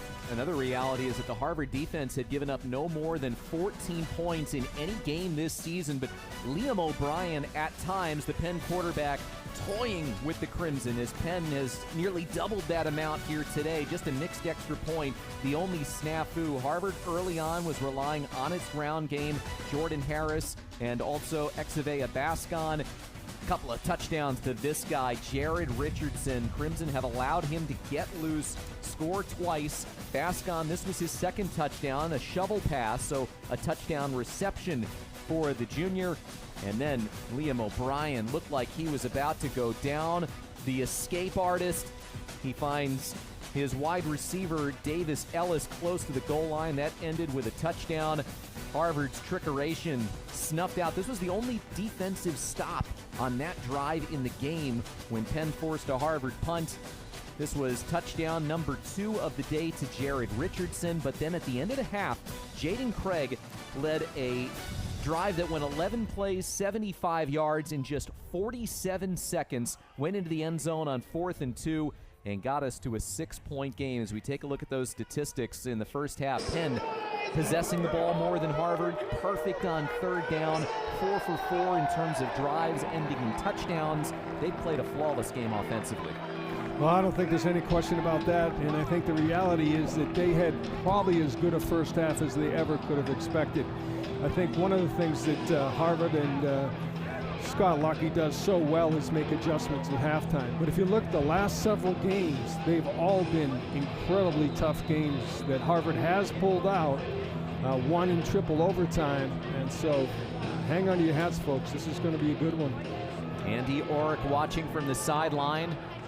His team had not trailed at halftime all season until today.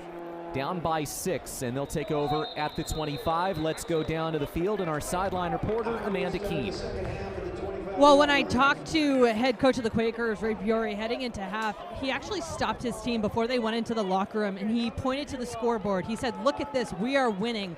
Let's finish this game. And when I asked him what the message was to the team at halftime, he said, simple, let's win the game. Now, when it comes to head coach Andy Orrick, he said this defense wasn't tackling well at the beginning. They had a lot of penalties, some discipline issues, but as far as this offense, he's pretty happy with the way that they marched down and scored, and obviously the way that they're able to continue to march down coming out of this halftime with Exavea Bascon with a huge drive there, guys. Yeah, 19-yard run by Bascon on the first play of the second half, and that is exactly the way Harvard would hope to start quarter number 3. Yeah, no question about that one. Very physical coming off the ball. Want to run the football hard, then throw play action. Bascon's up to 65 yards rushing on just 10 carries. Stays in the game. And first down throw. Craig is off the mark, going for his tight end, Reska.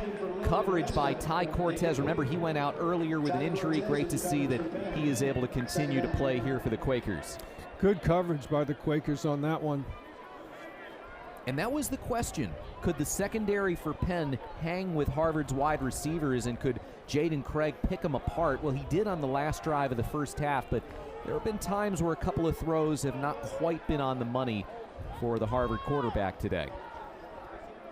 Crimson playing without Seamus Gilmartin, their leading receiver, the tight end.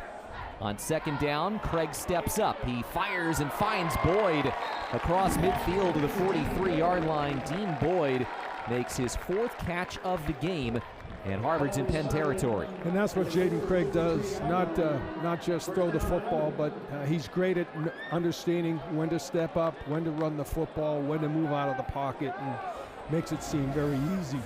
We've only seen Craig run it once, and that was on the 4th down touchdown. Gives it to Bascon. Reads the hole and gets to the sideline and out of bounds at about the 37-yard line, 6-yard pickup. And there's that vision and patience that Bascon is becoming known for. Oh, he's always had really good visions, patience, and he's physically much stronger at the point of attack than you would think. But right now, they're coming off the football. They're coming off the football. They're expressing their will, and if they can run the football that well, the play action pass and passing game in general is going to just happen.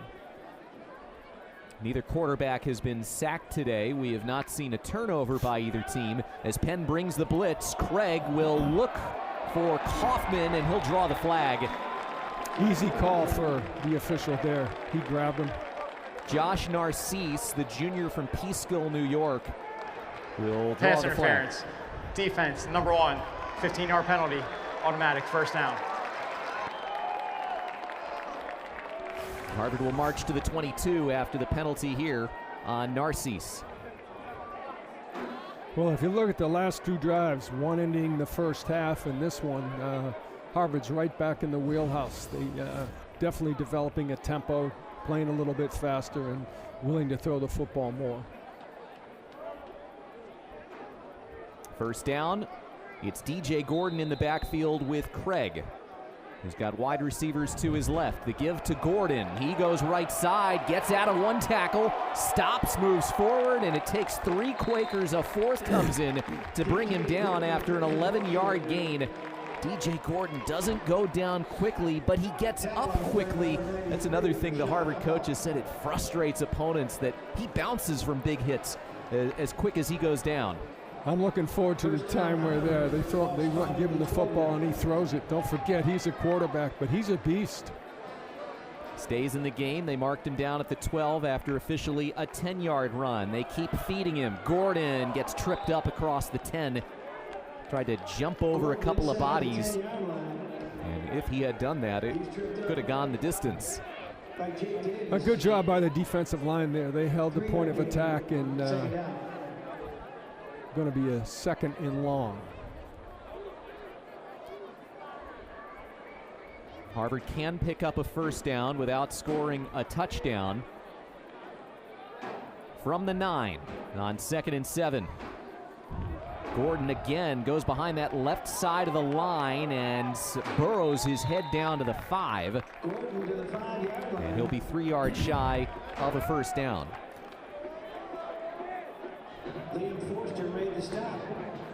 So the Crimson, they were stymied once on their drives. They scored 3 out of the 4 times they had the football. Touchdowns. Looking to at least tie the game here, but first to 3rd and 3.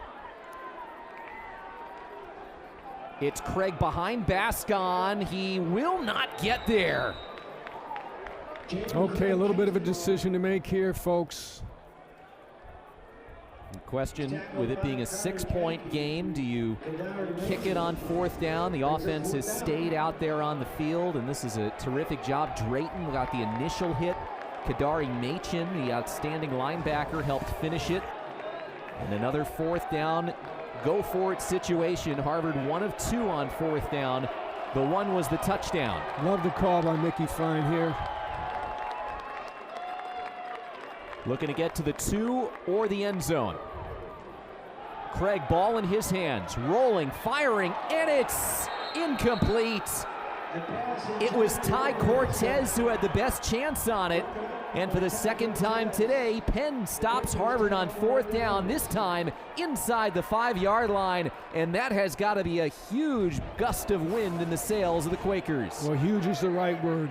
Huge stop for the Quakers. Trying to get it to Logan Reska. And Penn, a goal line stand to stay in the lead. And so now will Harvard's defense get its first stop of the game? Liam O'Brien outstanding in the first half, 17 of 20 for 148 yards and 2 touchdowns. He goes short to the left side. Owens busts out of the tackle and scampers close to a first down. BC Owens. Tough physical catch and run. That's his 9th catch. This one goes for 9 yards. Interesting how this deep in their territory, playing with a lot of 5 receivers. Again, they've got that diamond stack to the right of O'Brien. Owens all alone on the left, and Liam O'Brien waiting for a hole, and he'll be swallowed up. Xavier Agostino first to meet him, and it will be enough for a first down. They only needed 1 yard. Liam O'Brien today, big game for him. He is 18 of 21 for 157 yards. He's also run for 50. Wow, that's that is exceeding everybody's expectations. He's actually 51 after that last 1 yard pickup. That's a 90% passing. Hands it off to West, and he'll go forward for about a yard, maybe 2. Read zone option there. Thought he might have kept it. What's the key to defending the RPO game? Well, the bottom line is that it makes it very tough on defenses, no question about it. But, you know, if you're going to play man, you got to be willing to make them run the football. And if you're going to play soft zone, you know the ball's coming out. 2nd and 8. 6 minutes gone by, third quarter. This time O'Brien keeps it. Here comes the rush, and this is incomplete. He was trying to find Hegarty, the tight end, but it was Donahoe closest to the football. Yeah, somehow he got knocked to the ground there. Thought the defender played very physical against him. Didn't let him really come off the ball. Typical efficient day for O'Brien, the senior. And it's 3rd and 8. Haven't been a lot of 3rd and longs today, it feels like, for Penn. Well, that's typical Coach Larkey. He does a great job making transitions in the second half. O'Brien stepping up, and he stumbles down at the 20, shy of where he needed to get to. They mark him down at the 19-yard line, only a 3-yard gain. And for the first time today, we will see a punting unit. Well, again, we got a lot of football to play, but Harvard has definitely made some adjustments, and then obviously Penn's going to have to make some readjustments. Santiago Sterla, who averages 38.7 a kick, and Brady Blackburn standing at his 40, waiting to receive.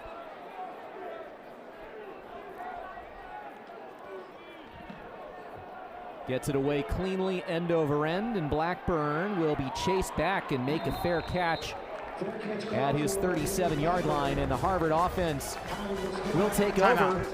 Both offenses scoreless on their first possessions of the second half. Harvard another chance to come back on the Quakers next.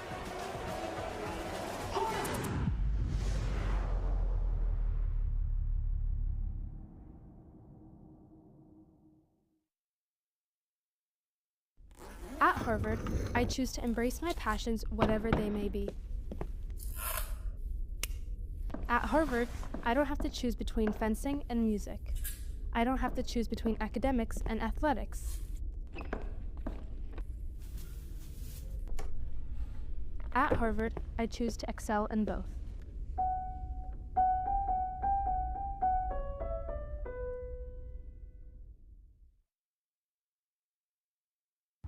Being at an Ivy League school, it certainly is more than possible to be both an exceptional student as well as excel in the sport that you choose to pursue. I get to sit in a classroom with wrestlers who go compete at a national level, hockey players who are making it to championships. To watch them succeed, you know, at a national level, it's pretty incredible. I don't think I would be where I'm at if I went anywhere else. It's been really fun for me to just challenge myself and like make it to those events and perform and show people that like Princeton is a good golf school and you can come here and have all your dreams come true. Very fulfilling, very rewarding. I feel like you're at a world-class level in multiple fields. All these schools have been around for a while. Just kind of getting to see Ivy League put on a national stage is just very, very cool to me. But now I think people are paying a lot more attention to what the Ivy League is capable of and putting some more respect on the league. There's been a lot of success in the Ivy League, and the Ivy League is going to be on the big stage more and more often, and I'm excited for that.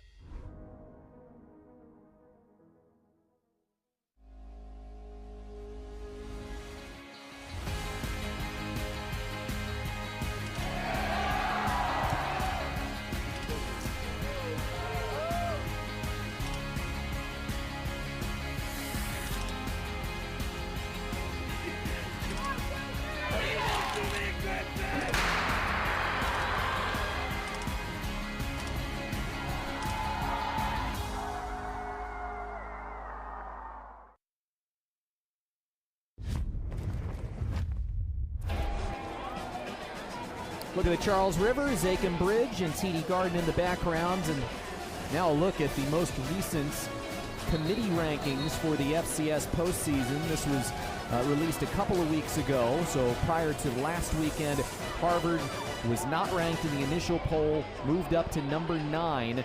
And we'll see how things shake out. Of course, South Dakota State, having lost a couple of games in a row, probably don't figure to be in that position when the next rankings come out. Of course, Harvard might not be in this picture if this score holds, down by 6 here to Penn. A team that's 5-3 that is trying to keep alive its glimmer of a hope at a shared Ivy title. After the first punt of the day sends Harvard back to the 37, Jaden Craig to the air, and that's broken up by Jaden Drayton, junior from Brunswick, Georgia, having a good game today. Well, if you look at their secondary, they're playing them tight. They're not going to give them the layups. They're not going to give them the gimmies and let them move the chains. They're going to have to make some big plays. Drayton was initially slated to be a two-way player, wide receiver and a cornerback, but because of injuries in that defensive backfield, had to take on a permanent DB role. He's also, of course, a returner. After Julian Stokes went down with an injury, he became the primary return man on punts and kickoffs. Second down, Craig trying to find a place to go for it, and it's behind Henry as Craig was getting walloped. Ryan O'Connell came in to make the hit. Well, obviously, Penn came with the blitz. Very impressed how well Harvard picked up the blitz. But you would have assumed you had someone open. When they've played man coverage, they've done a good job against the Harvard receivers. Jaden Craig has a rushing touchdown in addition to the numbers you see there. Facing a 3rd and 10, Harvard is 7 of 10 on 3rd down, but again has not faced many 3rd and longs. Penn will drop 8 into coverage. Craig finds his man, and it's Tattersall for a first down. Tattersall's not a guy we've seen a whole lot of this year with the plethora of really good receivers. Way to step up. Tattersall went to the Wilmington Friends School where his dad was a head coach. Same high school as Thomas Stevenson. Should be a name that's familiar to you. He's a good man, Tom, for sure. The endowed position of head coach at Harvard is incomplete, picked up off the turf by Boyd, and that will make it 2nd and 10. You know, Jaden Craig just sets the bar so high, so we expect those long throws to be layups from him, which they have been probably 95% of the time. He is 1 of 4 on this drive after, again, a nearly perfect 2-minute drill drive at the end of the first half. Fake to Gordon. It's Blackburn. Blockers in front. The Saskatchewan native scampers to the 40-yard line and a first down for Harvard. Well, Jaden could see from the field that there was very soft coverage on number 3, the inside receiver there. So it's an easy layup and get some extra yak. Well, he may not be Cooper Barkate, but he has become a really good security blanket for Jaden Craig this year. Indeed. Okay, tempo a little bit faster here now that they're getting close to the red zone. Fake the give again, and Craig is going deep. He's got Blackburn there. It's dropped. Knocked out of his hands by Drayton, who again on this drive makes the strip. Well, I'll tell you what, you can't throw it any better, you can't run it any better, and we've seen them make so many of those connections this year. That was a great, as you mentioned, a great rip by the defender right at the very end. Had it in his hands, and credit Jaden Drayton, 4-time All-Region athlete, honorable mention All-State, 2-way player in high school. Needed to have a big game going against this quarterback, and he has. 2nd down. Craig flushed out, goes to Henry, and pitch and catch, guided out of bounds by Drayton. Yeah, just flat out good coverage. You know, looked around, nobody was really open, and took what they gave him. At times, Craig has seen teams that will only rush 3 and say, we're going to flood those passing lanes and try and make you be perfect. And this is nothing new for Craig, but it certainly is a challenge. See what Penn elects to come with their defensive coordinator, Bob Benson, in his 10th year. It's a run. Exavea Bascon bounces to the outside. He's got a first down, and it's a tackle made by Brock Cornell, the freshman from McDonald, Pennsylvania. He makes the stop and prevents an even bigger pickup. Very savvy bounce there he set it up. Okay, X went on the corner. He looked like he was going to run it inside the left tackle, then bounced it outside, and he's really good at that, reading it. Bascon averaging nearly 7 yards a carry. He's got 80 yards on 12 rushes. Looking for the end zone. Blackburn got it and held on. It's a touchdown. 23 yards. Craig to Blackburn. And the Crimson have drawn even. Well, we've certainly seen that a lot this season, and what a great connection. We asked Mickey Fine, what is Jaden Craig's favorite pass? And the offensive coordinator said, any of those vertical routes. He loves throwing it to Blackburn, and he loves it when his sophomore wideout hangs on at the end. The pride of Saskatchewan. The Saskatoon native. And now the Crimson looking to take their first lead of the day. And they do. Kieran Core puts Harvard in front, 28-27. The 23-yard hookup. Craig to Blackburn for the 4th time this season, sending Harvard in front.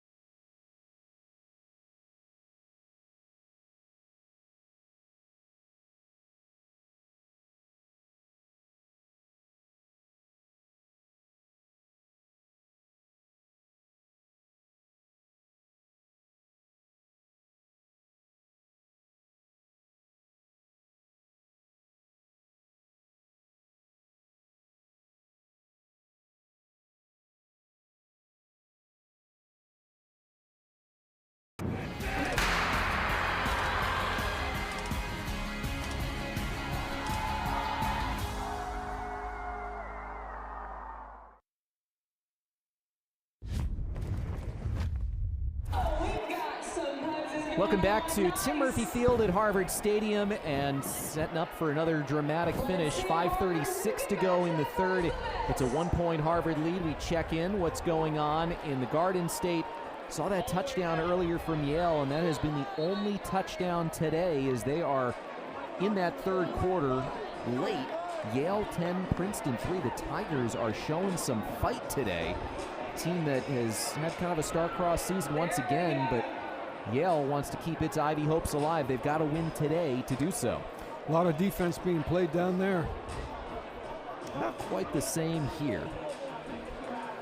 No, this is one the fans love. 55 points between the two teams, and right now the only difference is a missed point after for Mason Walters after the last Penn touchdown in that first half. Said that might come back to be a difference maker. Right now it is, as Core a weapon on these kickoffs. We talked about how Penn has such a dangerous return game, and here we go, another touchback. Kieran Core this season has had touchbacks coming into today on 77% of his kickoffs, 46 out of 60 on the year. That actually doesn't surprise me. When we recruited him, if my memory serves me, he had a 60-yard field goal in high school. Winchester High, he is certainly got the leg. He hasn't really had a chance to show it in field goals, partly because Andy Ork is so aggressive on fourth down, but also haven't been too many situations where they've needed a desperation kick. So Penn was forced to punt on its last possession to the air and to Richardson, and he gets bodied up by Jack Donahoe, dragged down to the turf. Donahoe, Scott Larkey said, he's a big guy who moves well enough to play that position. He's 6'3", 210. Saw him get his hands on a couple of nationally televised games for interceptions. Anytime you can hold a pass to 2 yards, you'll take that as defensive coordinator. Harvard will rush for Liam O'Brien, looking to find his running back, and it's incomplete. Tommy Lafayette caught that in the first half for a play that didn't count because of an illegal man downfield. And this time, oh so close to what surely would have been a touchdown. Yeah, well-disguised play, well-disguised, and it looked like at one point that's going to be 6 points. He's going to remember that one. A freshman, and it's got to be agonizing to have that ball go off the tips of your fingers. Yeah, Third down. That's tough on a 17, 18-year-old.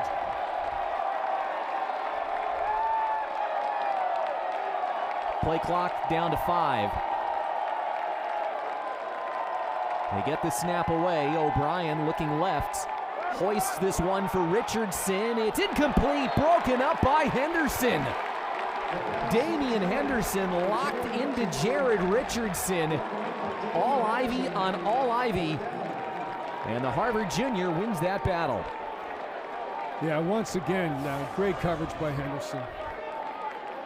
Both players were second-team All-Ivy a season ago, and that hand up at the last minute.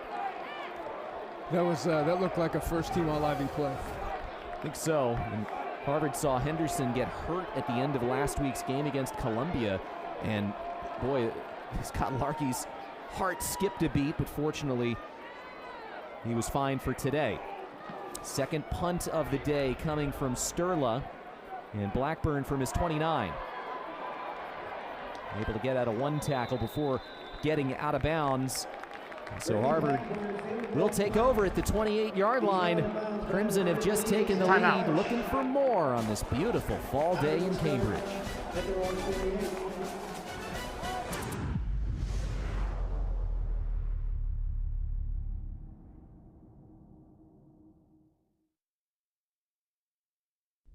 At Harvard, I choose to embrace my passions, whatever they may be. At Harvard, I don't have to choose between fencing and music. I don't have to choose between academics and athletics. At Harvard, I choose to excel in both.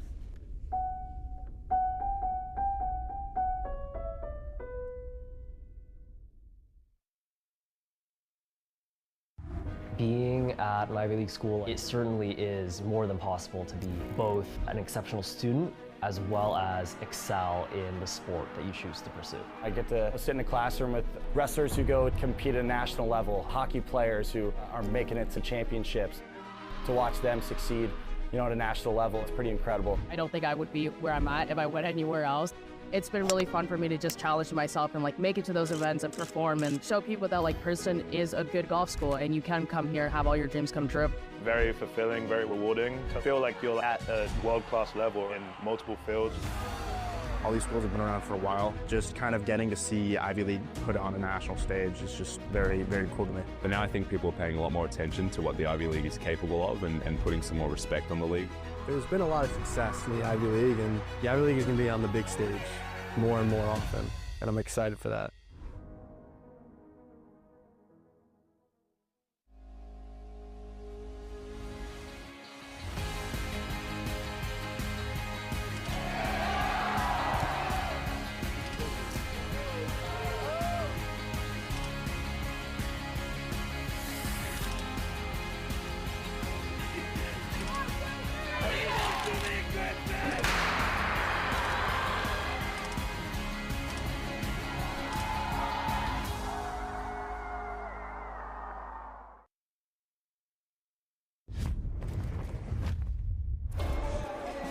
welcome back inside Harvard Stadium. And before this game kicked off, this Harvard team recognized their seniors. If you can believe it, it's their last regular season home game and the last time potentially that they will see one of their most storied players in Jaden Craig as a Harvard Crimson here at home. But if you ask any of his coaches what they will miss most about Jaden Craig, it's not his arm, although that would be a perfectly respectable answer. They say it's his humor and just his presence in the locker room.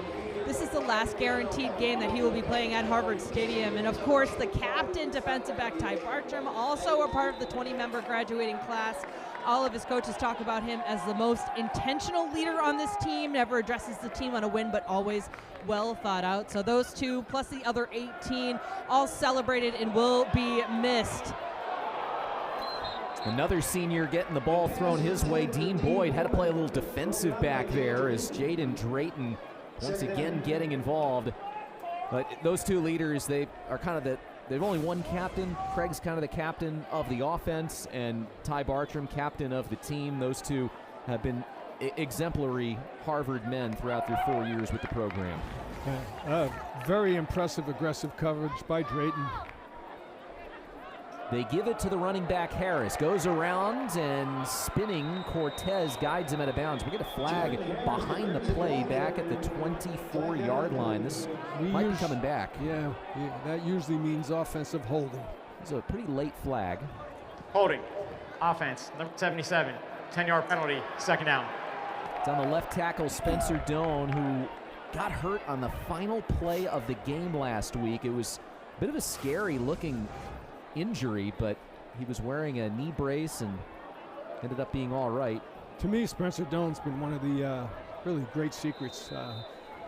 6'7", 300 pounds, outstanding kid from Lawrence, Kansas. He's done a great job protecting his blind side. So after the penalty, wide open tight end Ryan Osborne. He's off to the races and off to the end zone. 82 yards for the Harvard touchdown. Well, we're going to hear the Ryan Osborne story again. I remember when he was up in the stands and I went over and said, hey, I see you every day. What are you doing? He goes, Coach, I'm a walk-on. Can I play football? Sure, and the rest is history. What a great kid. #1 in his class out of high school. The longest pass play in the Ivy League this season. Craig to Osborne. And it goes for 6. Now to make it an 8-point Harvard lead. It's good. And Osborne in a bigger role today because of the absence of Seamus Gilmartin makes his presence felt. A little bit of a blown coverage there, I think. I got a tidbit if you want. And did you know Osborne, the tight end, had that type of speed to run away from the entire Quaker defense? You know, that's the interesting thing traditionally about our tight ends. You got to have a tight end that can do it all, the Kyle Juszczyks, the Cam Brates. Then you got to have the guys that can be blockers like Logan Rieska. Jaden Craig showing off the wheels as well. He makes that 80-plus yard trek to the end zone. And the Harvard offense, 2 touchdowns on their last 2 drives after they didn't score on the first drive out of the halftime break. 14 third-quarter points. We still have 4:05 to play in the third. And you said it, Harvard, a second-half team. They haven't had to be this year because of the big leads they've had by halftime, but they are showing their class offensively. And Penn is really feeling it right now. Remember, this was 27-14. And Harvard has scored 21 straight points. Drayton will have a chance to run this back. He's got a big hole, and he's finally tackled across the 30. Tackle made by Isaiah Kazavensky Jr. And now we go back down to field level to Amanda. Well, guys, I've been on the sideline with this team all season long, and they are so often calm, cool, and collected. But when that play broke out and the touchdown was scored, it was mayhem and just an energy that I have never seen before on this Harvard sideline. They were beside themselves, jumping out of their shoes, so excited for that play. The energy has absolutely shifted down here on the field. Well, Amanda, to your point, Penn had all the momentum in the first half, and that momentum has officially swung. 1st and 10 from the 30. West gets the handoff, changes direction, spins off a man, and line piles him at the 35-yard line, a 5-yard pickup. You know, going into the Columbia game, Andy Orrick said he was a little nervous about how his team would play that game, an undermanned Columbia team that hadn't won an Ivy game, your classic trap game. He was concerned, is my team going to have its A game? Obviously, they jumped out to a 31-0 lead. They did. He said, I had no such reservations coming into this week. We've got smart guys. They know that this game is critical to making the next game even more critical. They are not looking ahead to Yale. He was thrilled with the preparation as Owens gets taken out of bounds for a first down by Guillory, and maybe defensively they haven't had the intensity that he would have liked in that first half, but as far as the offense, they have looked dialed in from the start. And to your point, you know, over the years, the one thing you know about Harvard kids is, and this is something you can't quantify, but they're very coachable. They want to win, they want to be successful, and they want to learn. And you once told me when you were the head coach that they will never lack for motivation in this short 10-game season, which may be longer this year. West breaks through the hole, still pushing forward, and it takes half the team of the Crimson to finally rip him to the turf at midfield, a 9-yard run, and maybe the best today by West, who's got a couple of 1-yard touchdowns. Well, Penn had the running game going pretty well, pretty balanced in the first half, shut off a little bit until now in the second half, and they need to be able to be a kind of a dual threat team. They need to be able to set it up with their run game. Because if they just come out and chuck it, it's not gonna end well. West last week had a 75-yard touchdown run. He split out wide. Empty backfield for O'Brien. On 2nd and 1, he'll take it himself. He's got the first down, and then he's met by Bartram.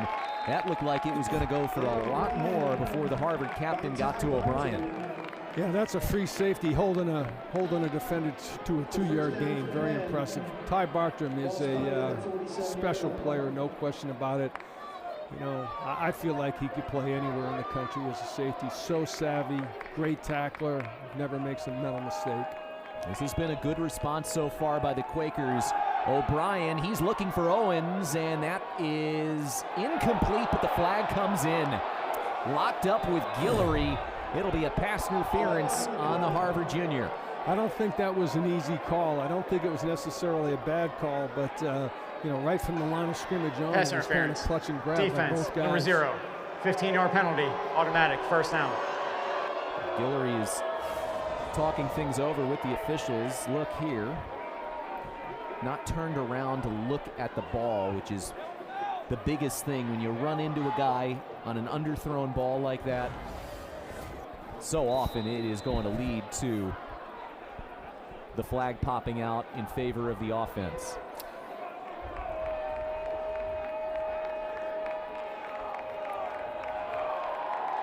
This drive started on the Penn 30. They've reached the Harvard 32.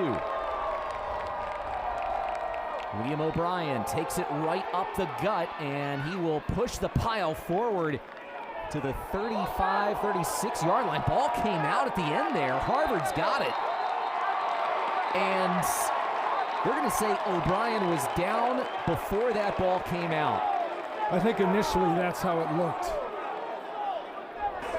The rolling on the field is the runner's forward progress had stopped prior to the ball coming out. 2nd down. Omari Gales was the one who came up with the football at the end. And Harvard might want, well, they say forward progress stopped. Let's see if we see anything to the contrary. At that point, they say play is over. Didn't hear the whistle, but those are very difficult to overturn on replay. O'Brien on an option, flips West. Bartram meets him, and he's guided out of bounds by Benson. I think they got to believe 4-down territory here. Might not need 4th down. It's 3rd and 1, and today Penn has been almost perfect on 3rd down. 4 for 6. Seen a lot of empty sets here, coming out in an empty set again. He's going to look it over. Is there a layup throw, or can he get a run in? 5 receivers lined up. O'Brien changes the play. 5 seconds on the play clock. O'Brien, short left. It's Ellis. Scampers free for a first down inside the 20, and Penn reaches the red zone yet again today. It's amazing how many empty is the end of the sets they third play quarter. with and having to make that decision. We're seeing a lot of guys in coverage right now when it's an empty set. And the Quakers hope that this drive does not come up empty. They are down 8, but driving. 1 quarter to go at Harvard Stadium. Should be a fun conclusion when we come back.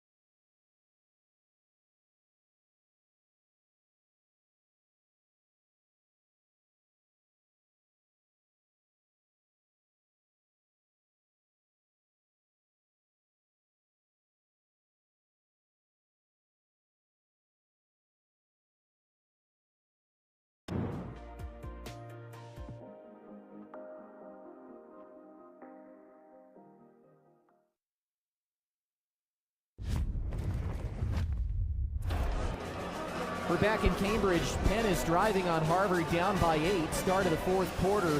But we're also keeping an eye on the Garden State and the Yale-Princeton game. Low scoring, and look at the effort by Ethan Clark to get into the end zone. A 1-yard touchdown has tied the game level at 10 apiece with 8:46 to go in the 4th quarter. Excuse me, that game's going to finish before this game does. And Princeton, their defense has limited Yale to 8 first downs in that entire game. Yeah, I think it's fair to say that going in, I'm not sure we would expect that score this late in the game. Love our Crimson look-ins, and they might be looking to see what is happening here as Penn, fresh set of downs, 1st and 10 from the 19-yard line. This drive started at the 30 after The long touchdown to Ryan Osborne. And Liam O'Brien, who's 21 of 27 today, 170 yards passing. He's also rushed for 63. He's got another empty backfield. And he's looking to throw. He's got Lafayette and a horde of blockers, and he's dragged down by Benson. A first down pickup. As they had a convoy there to allow Tommy Lafayette to get space. Convoy indeed. They had great protection. They had great blocking at the point of attack and good job finishing the run. They really feel like Lafayette is another future stud. He's only a freshman, and they've involved him in some big plays. He's to the right of O'Brien. First and goal from the 7. Fake it to him. Going left side, Richardson fights off Henderson for the touchdown. I'll tell you, fights off indeed. That was a very physical catch. Jared Richardson, 6'2", 220, said, "Get off me," to Damian Henderson. His 3rd touchdown catch of the day. It's the second 3-touchdown game of the season for him. And Penn will go for 2 to tie this game. Big play coming up. They missed the point after at the end of the first half. Harvard rushes to get only 11 on the field. And right now, O'Brien under center, which we haven't seen. He's got it. He fakes the handoff twice. He's got room. Running right. And it's incomplete. Knocked back into him. Christian Nwosu with the defensive play. And Harvard stays in front by 2. Huge play by Nwosu. Huge play by their defensive line. Great coverage. Not fooled after the touchdown to Richardson. The 2-point conversion try fails, and Harvard keeps the lead.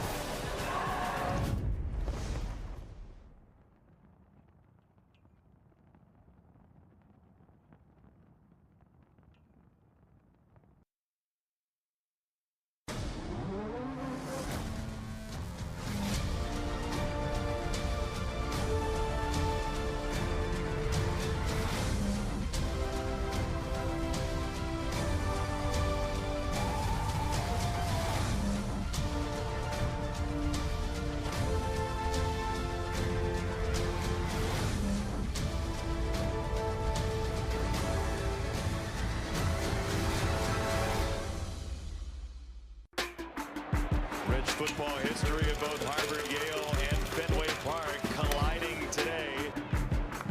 The Harvard and Yale folks don't refer to this as a big game. They call it the game.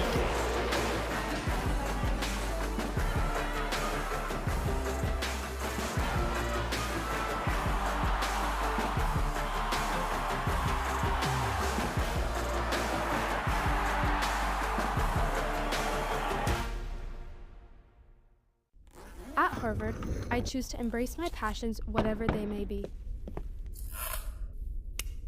At Harvard, I don't have to choose between fencing and music. I don't have to choose between academics and athletics. At Harvard, I choose to excel in both.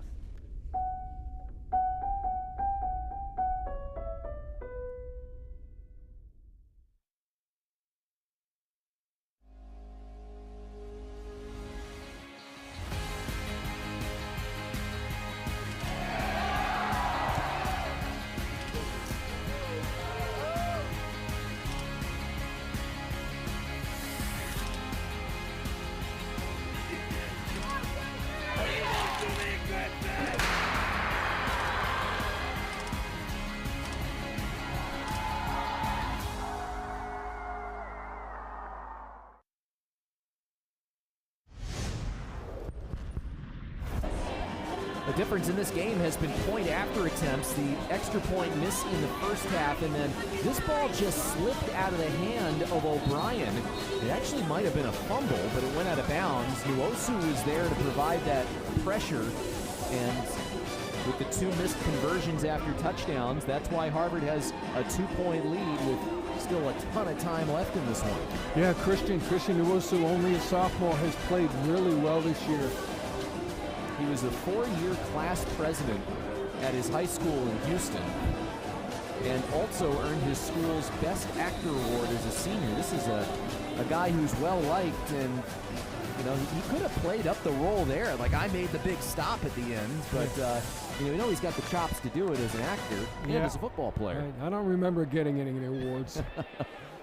Maybe a couple of Ivy championship trophies. As we got an onside kick try here, and it's recovered by the Quakers, but a flag comes in. We might get this going against Penn, but the Quakers have it for now at about the 40-yard line. What'd you see, Coach? Well, it looked like a perfectly executed onside kick. What the officials may have seen is different from what we necessarily saw, but I'll tell you what, it was perfectly timed. The kid went up and jumped and caught it. And what do you know, what's the official, what do you say? Do you have just as much when it's in the air? Do you have just as much ability to catch it as the kickoff? Kicking team, number 13, 15-yard penalty from the spot of the foul. First down. Kick-catch interference. The Harvard player who was back there to receive was a first year's. Let's get another look. And wow, what an effort, but made that contact. It was Akil Lamote for Harvard, and on the recovery for Penn, it was Sage Webb. But he was called for the kick-catch interference, and that is a huge break for Harvard. Pretty well executed play, but the reality is that you got to let him have a shot at it, and that's why that particular one is not easy to pull off. I'm surprised Ray Priori's visor is still on his head and not thrown down at the turf, after he had a spirited discussion with the officiating crew. You know that Ray Priori, he wants this one today badly. Penn has lost 4 in a row to Harvard in the series. And right now the Crimson have a 2-point lead, the football. And the All-Ivy quarterback, Jaden Craig, handing off to Bascon, who stayed on his feet. Fought for another yard or two to the 37-yard line. 4-yard gainer for Bascon, who's only gone in one direction today, and that's forward, 84 yards on 13 carries. Yeah, as we've talked about, X looks fragile, but he can bench press about 350 pounds, which is twice as much as body weight almost. I'm definitely not going to call him fragile. Going deep, looking for Blackburn, and it's through his hands. Drayton in coverage again. Well, they've connected on so many of those this year. Really good route, just didn't quite finish it off. Excellent throw by Jaden. Officials timeout for an offensive injury. Got a Harvard player down. It looks like Derek Osman, the right tackle, get looked at by the trainers, and we'll take a timeout.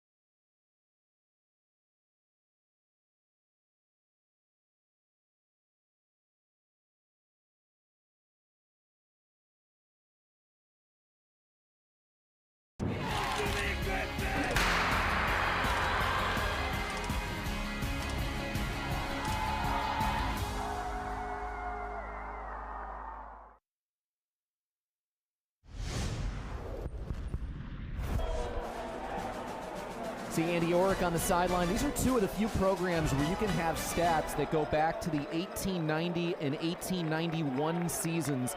The last time Harvard averaged 40 or more points in a game, 1891. They're averaging 40.1 this season.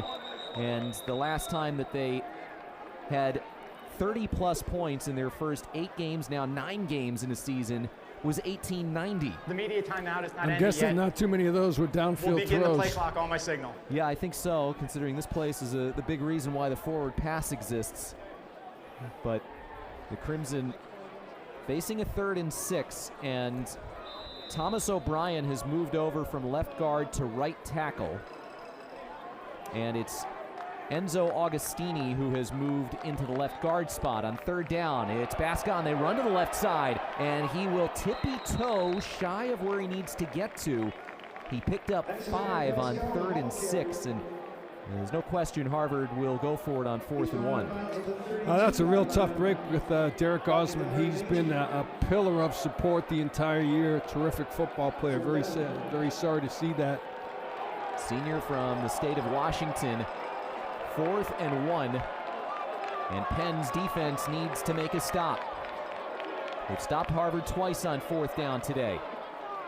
Bascon has it. Offensive line surging, and the initial spot is that Bascon is there. He's got the 1st down. Not by much, though. They played good defense, not good enough. It did look like he got there before he was pushed back on replay, but Ray Priori, once again, unhappy with the officiating crew.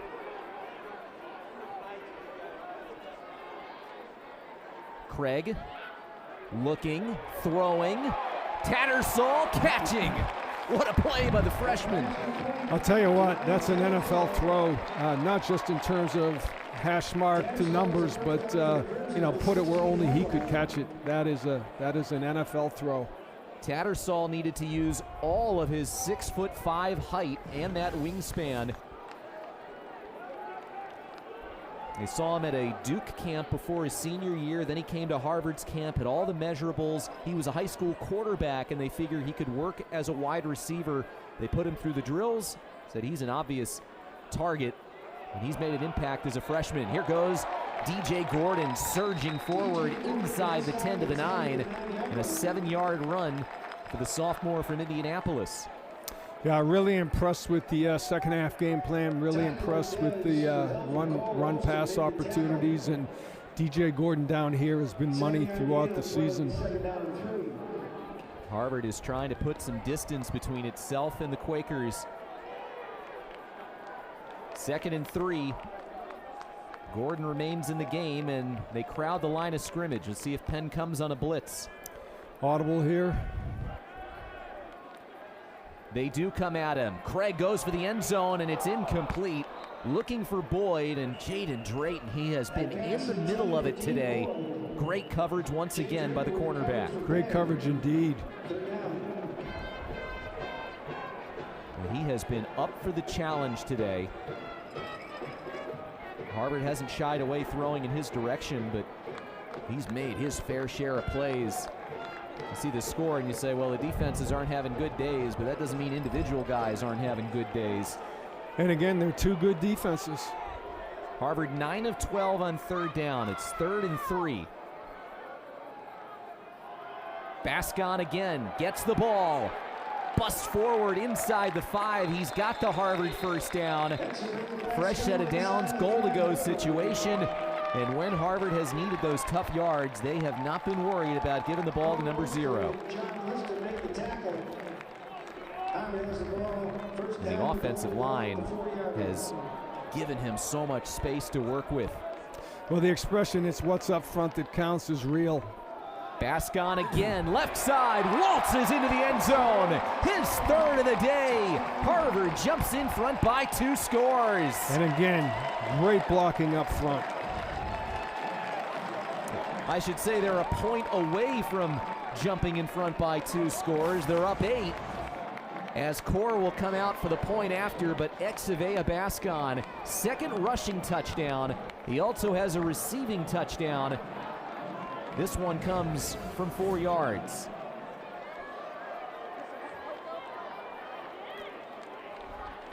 The all-important point after from Kieran Core. He's been perfect. He is 36-37 on the season there. Bascon, 3 trips to the promised land.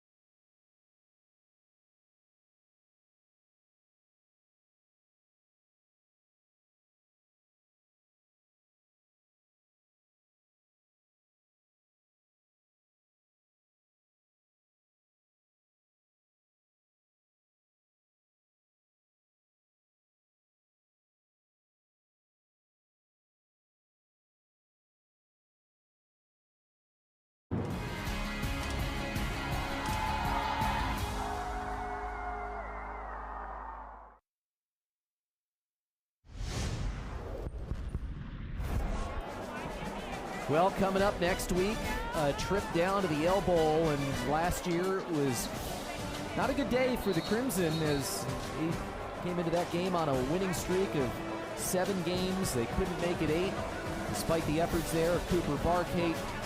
Yale came out of Harvard Stadium with the win. They've won this game, the game, 6 of the last 8 times they've played.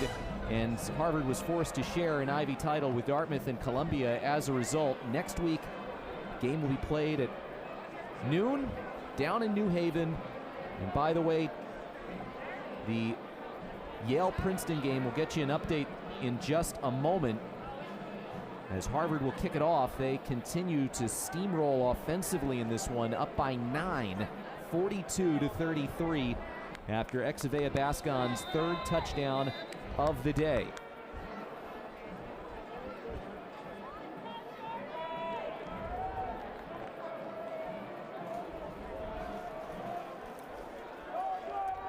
Penn would love to get a big return here from Drayton and set up the offense, and they will not have an opportunity. That real powerful weapon of Kieran Core gets another touchback. And an update from the Princeton-Yale game. Both of these teams are rooting for Princeton in that game. And at last check, Princeton and Yale were tied. No longer. A field goal was made at 13-10. And you see just about a minute to go, and this will just about end it, it looks like. Turnover, and Yale will keep its Ivy chances alive with a win today in Princeton. As Liam O'Brien going deep, he's got a man, and it's broken up by Guillory. He was looking for Owens, and Austin Guillory put that hand in there, knocked it away, and forced the incompletion. Second down.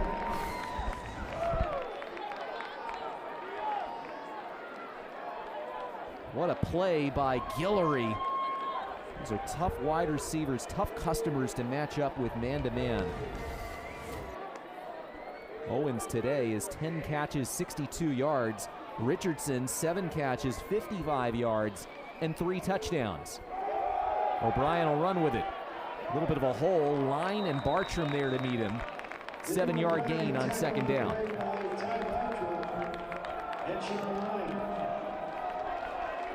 Third down and 3 yards to go for a first.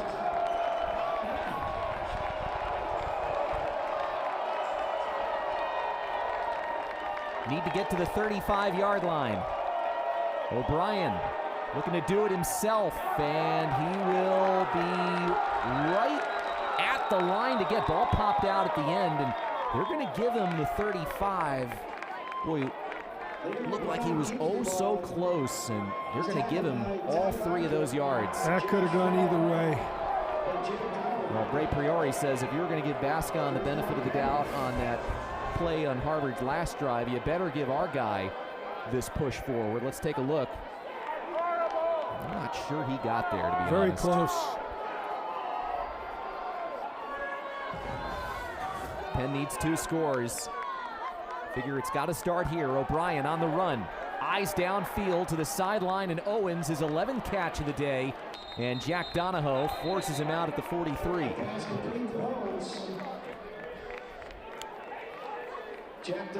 Penn's going no huddle. Yeah, puts him good in the second down situation, going no huddle here. Puts the stress on the defense. Harvard always does a great job of rotating defensive linemen. We'll see if Scott Larkey gets that opportunity here. O'Brien keeps it. He's got 2 men to block in front, and this will get to the 48-yard line. He's got more than enough for the first down.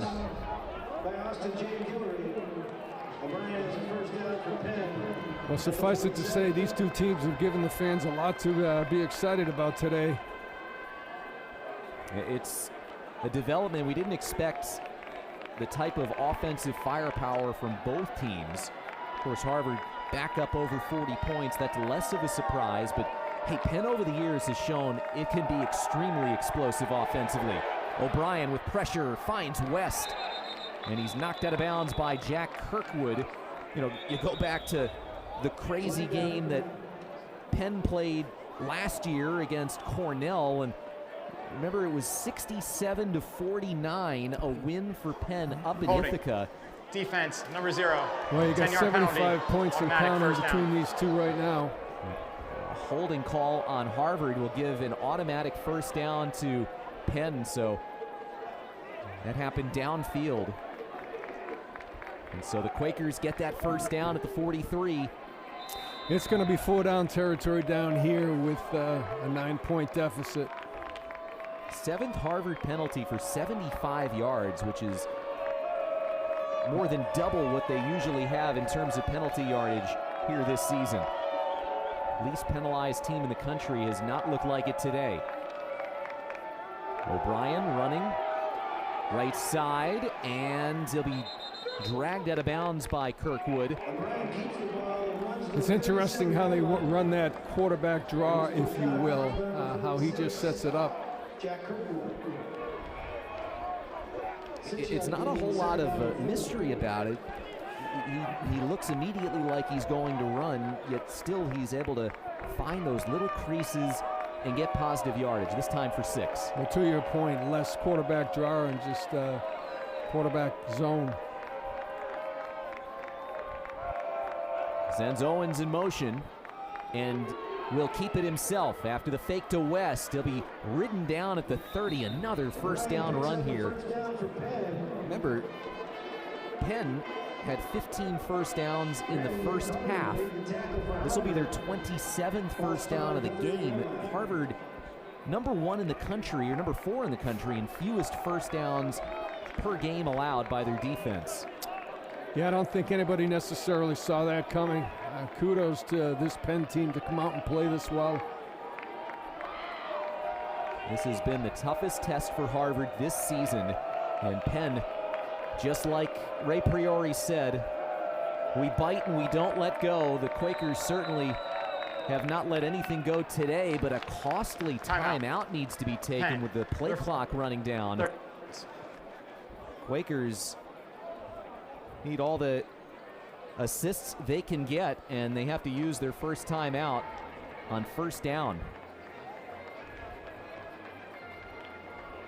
Well, to make it official here in the Crim Zone, Yale will go into the game with a 5-1 Ivy record.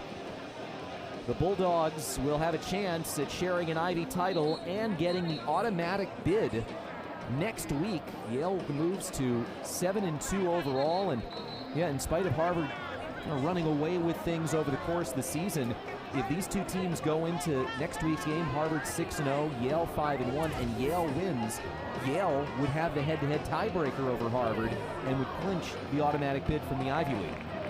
Well, that's going to be a very interesting game, as it always is, that's for sure.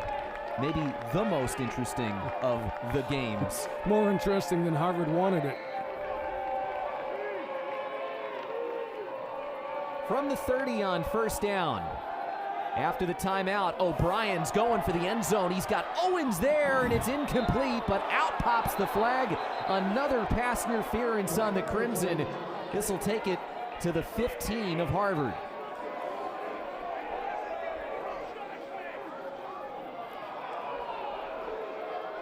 I think Harvard may want to get a look at that one. Defense, number 0. 15-yard penalty, automatic first down. Let's get a look. Guillory wrapped up with Owens. So much hand fighting there, and I think that's got him by the arm there, that right arm. Right arm got him. No question about that, and Crimson have yielded 90 yards to the Quakers on penalties alone. Very unusual for a Harvard team. O'Brien, right side. He's got Hegarty, the tight end, smashed by Zayden Benson. So earlier, Ray Priori told us we want to score and score slowly, but not necessarily when you're down by 2 scores, of course. Harvard looking at that clock as an extra defender out there, seemingly. Well, 4 down territory, so they still could run the football. If they do, it'll be with the wheels of O'Brien, it appears. As they send the tight end in motion, it is O'Brien on the ground, trying to stretch it. Flags come out. This might be a hold on Penn. They'll mark him down inside the 10, and O'Brien's looking for a late hit on Donahoe.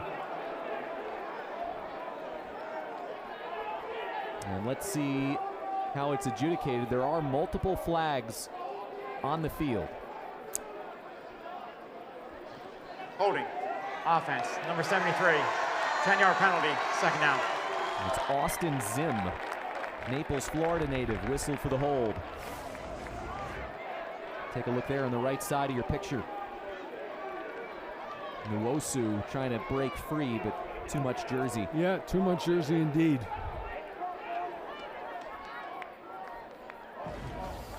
So that'll push Penn all the way back to the 21-yard line, 2nd and 16.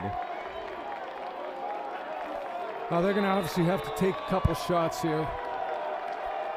Clock continues to run under 6 minutes, down by 9.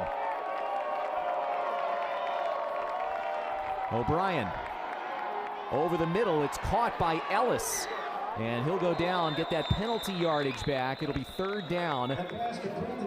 They need to get to the 5 yards to pick up. Of course, 4 down territory. Although you could say kick a field goal and make it a 1-possession game. That'll be the decision for Ray Priori if we get there. I don't see that happening. Andy Orrick joining his players, trying to get the crowd noise involved.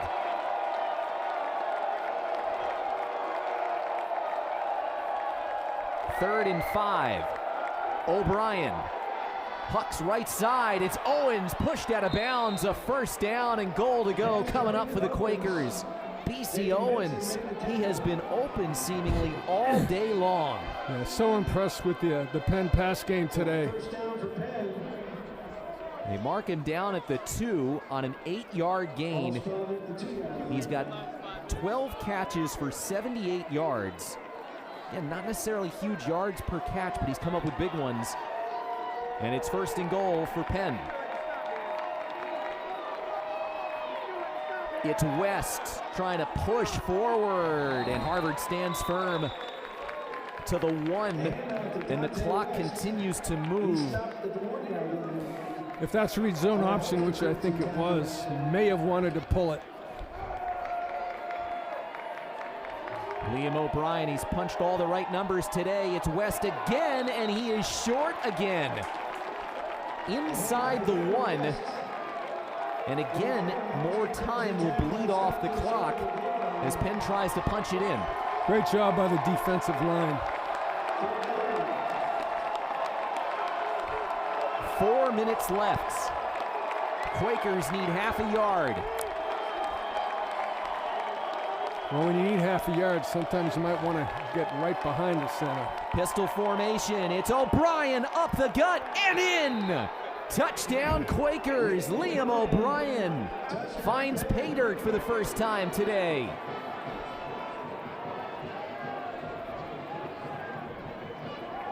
Well, I would say the fans got their money's worth thus far. And with 3:45 to go, this thing is nowhere close to being over. Point after away from making it a 2-point game. Mason Walters will make the kick attempt. Liam O'Brien is the holder on these kicks. That's the right decision.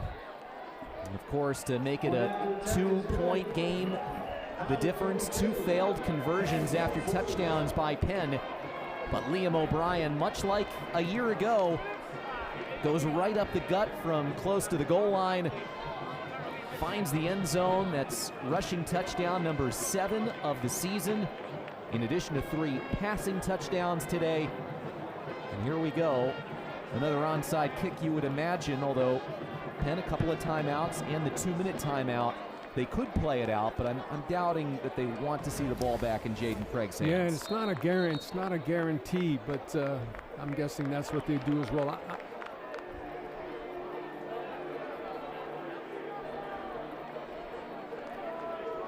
I'm not sure we would have picked 82 points on the board for this game going in. Well, as we said, Penn capable, but you wouldn't figure against this Harvard defense, which is one of the best in the country. But first, an onside kick. Sam Smith will kick it. Harvard has the hands team out there. There's the kick, and it's gobbled up. It's Riley Jenny who pounced on it. And that will allow Harvard to take over possession with good field position. They've been handing out Ivy League titles to just about everybody over the better part of the last decade. Everybody but Brown and Cornell have been invited to the parity party for Ivy League championships. Penn has not won since Ray Priori's first 2 seasons as head coach, 2015 and 2016. A lot of good teams, a lot of great schools, a lot of good coaches. Harvard is looking to put this one away with a good drive. Exavea Bascon dancing to the outside, and he'll tumble forward. Timeout Quakers after a 3-yard run by Bascon. Timeout. Penn, second of the half, 30 seconds. And Harvard, another explosive day offensively. And, well, this is their record when they reach that 40-point plateau since the start of your tenure as head coach. 55-2 since 94, scoring 40 points or more. And that's not a no-brainer here today with it being a 2-point game. I can remember the 2. I can't remember the 55. And the 2 were? Most recently, the Yale game. Yeah, that would be it. 2nd and 7. Caden Kaufman in motion. Bascon again. Shakes off one tackler, surges forward, and great second effort by Bascon as the Quakers use their final timeout. Remember, they had to use one on the last drive before a first down play. 30 seconds. That's why they can no longer stop the clock under their own control again. They just have the 2-minute timeout. And Harvard 3rd and 2. Boy, this is a tough one. If they do not get the first down here, Andy Orrick's got to decide, would we go for it on 4th down?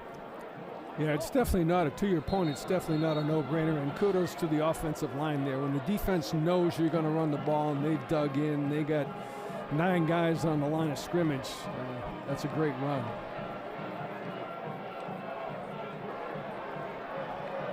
Feels like this is going to be a running play for Harvard. The question is it going to be number 1 or number 0 that carries the football?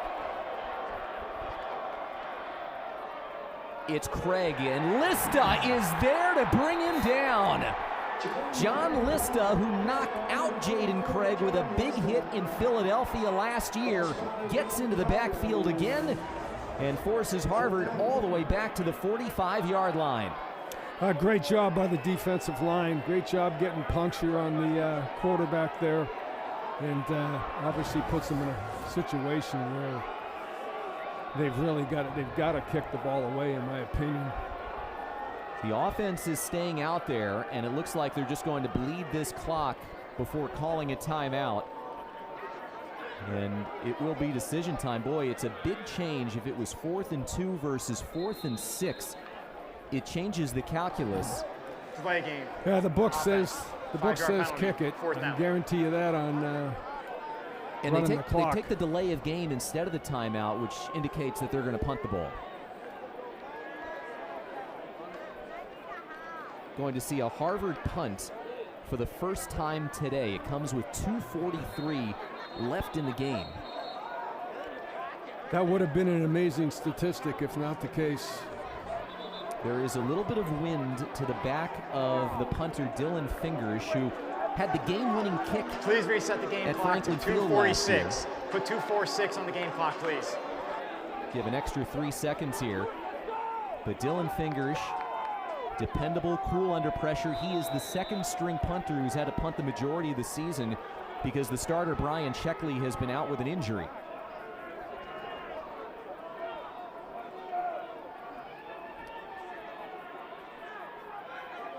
There is no returner. They come for the punt, and they blast this punt through.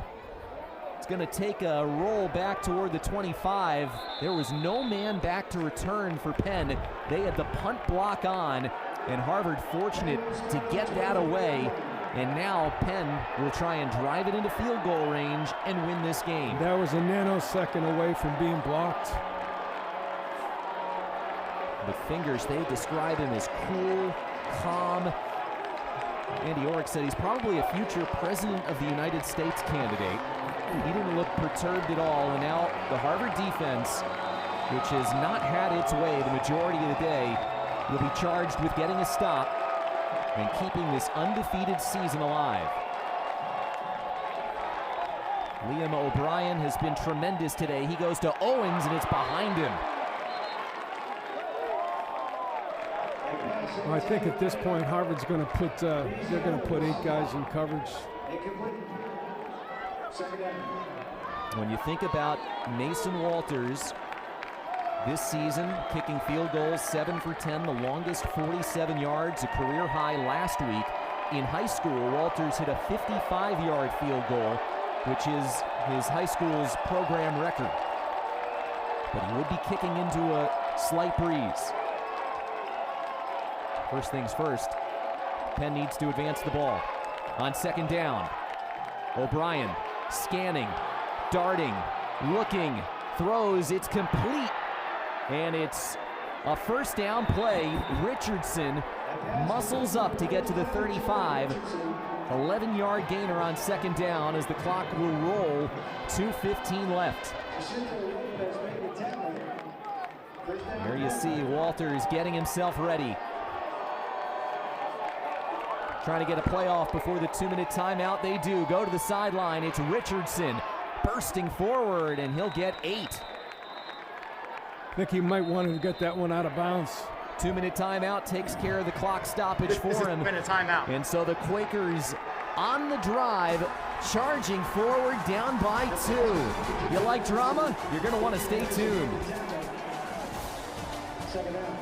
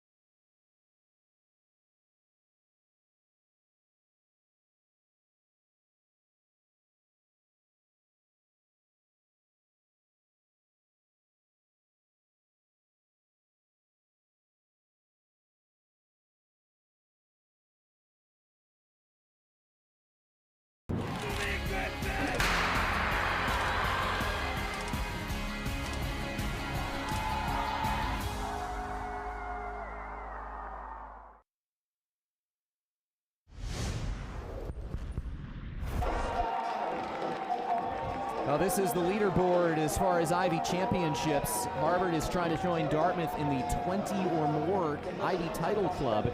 Penn has the most outright Ivy championships, 13 of them, and they still have a chance. Well, I guess no longer actually with the win by Yale over Princeton. That eliminates a 2-loss team from winning an Ivy title this year. So right now it's down to Harvard and Yale, but before we get to that, we've got a second down for the Quakers from their own 43, down by 2, 1:59 left. And Penn trying to get into Mason Walters' field goal range. Quakers are out of timeouts. Harvard has all 3. Liam O'Brien today, 29 of 37, 239, 3 passing touchdowns as he gets the first down throw to move the chains to Jared Richardson, who's having a great game again. That's catch number 10. He's also got 3 touchdown grabs.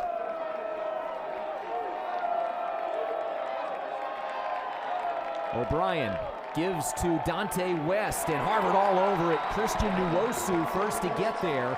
A little bit surprised at that call.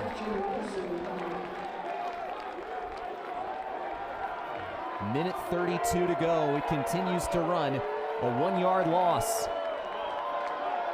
To the outside, Hegarty makes the grab, and he's brought down just across midfield to the 48. 5-yard gain. 3rd and 6.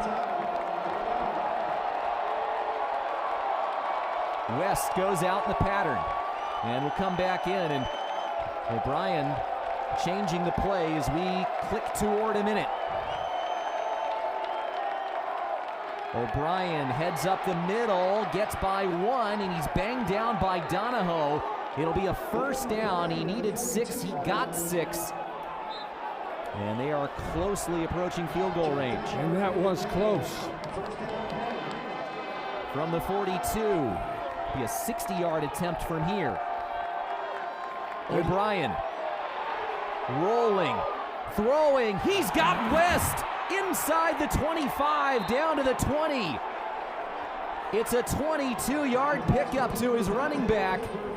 And now they are in field goal range, 35 seconds to go. Harvard will take a timeout. So from here, it would be a 38-yard field goal into a slight breeze, and Penn is charged up on its sideline. Timeout. Look at Jared Richardson. The first of the half, 30 seconds. And I think one of the questions here is, do you take a shot so you don't put the pressure on that field goal kicker if you can get a clean shot? Boy, it seems like Liam O'Brien has had an answer for just about everything today. Coming into the game, I think a lot of people respected him, but boy, he played up to it. Now, notable here, it kind of has to be looking, of course, to the sideline or to the end zone, because if you run a quarterback option play, you don't have any way to stop the clock other than a spike. It's going to be a fire drill trying to get your kicker out there into position to make a kick. So you got one more play, maybe. Yeah, you got to be careful is the only point. Right, where you no question about it. Continue your play. Now, if you're going to chuck it and stop the clock, that's a different thing if you take your shot. On the other hand, that's a chance to turn it over as well. Owens is wide to the right, Richardson to the left with West in the backfield. They keep it on the ground. O'Brien racing for that sideline, and he does get out of bounds, picks up a couple more yards to the 17, 31 seconds to go. Second down for Penn.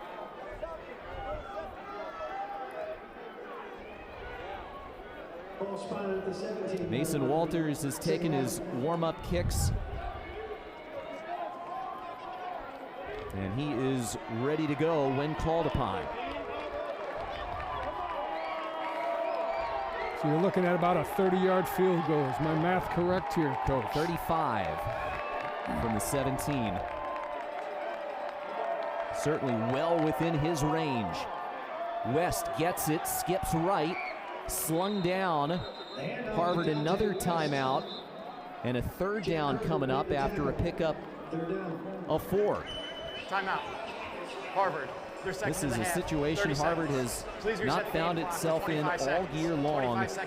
And boy, if this comes down to a kick, the Quakers have to feel like we are due. After the last 2 years, they could have won it in overtime against Harvard with a kick. It went wide left. They could have taken a late lead last year at Franklin Field, missed it from 46. And here they've now put themselves in position from right this spot to be 31. And not leaving Harvard with much time to respond. Crimson have one more timeout. You have to think that they're going to get it to the middle of the field and then get the field goal team on. And again, it's one of those that you say, well, it's very makeable, but you're not the kicker. And here they go. Well, they're going to try the kick right now on third down. They are not messing around. 31-yard attempts. Walters, 7 of 10 this season. The freshman, as they put it down, the kick is up, and it is good! Penn in front with 1 point, the advantage, 43-42, and 21 ticks to go. Holy mackerel, folks. Unbelievable college football game. Harvard was up 42-33. Penn got the stop, the 4-yard loss on 3rd and 2. Forced Harvard to punt. And the Quakers go operator, please reset the game clock inside the red zone, march down the field on the game clock, please, and take the lead for the first time since it was 27-21. And now, with 1 timeout left, Harvard will hope for a little bit of magic here in the final regular season home game. And Jaden Craig, you wonder, as they put an extra second on the clock, will 22 seconds be enough to get something into the range for Kieran Core?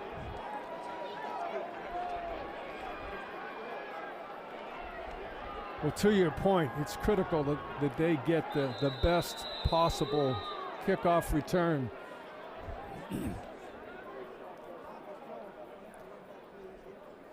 Sam Smith will kick it off. We'll see if Jordan Harris will signal for a fair catch, regardless of where it's kicked. He will.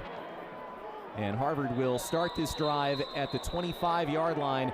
Now, if you're wondering, Kieran Core, the sophomore kicker, he's got a huge leg. You said 60 yards in high school. Well, he has not really tried anything like that here at this level. This year, he's missed from 42 and 45. His career long is 38, which would mean you need to get to the 20-yard line. But they know he's got a huge leg. The question is, can the Crimson get in position for him to utilize it? Craig, as they drop 8, goes over the middle. He's got Boyd, and he's slung down at the 47-yard line. Harvard will race quickly up and get the spike. 15 seconds to go. That's a good drive starter. I'll tell you what, when you got a Jaden Craig at quarterback, anything can happen. And you're thinking, well, what's realistic? You think 30 to the 35-yard line to give yourself a chance. I think realistic is under 50. Yep. Mark him down at the 46 after the 21-yard pickup. Craig scanning, flips it out to Bascon. He's racing for that sideline, and he gets there. Not a gain of much, and that's a win for Penn because there are only 8 seconds left. There are two things working against the Crimson, the time and the field position. Seconds. Please put 9 seconds on the game clock. Give them an extra second, 9 seconds for Harvard. It's also third down, so they've got to factor that in. Please reset the game clock to 9 seconds, please. Penn sideline getting its crowd involved.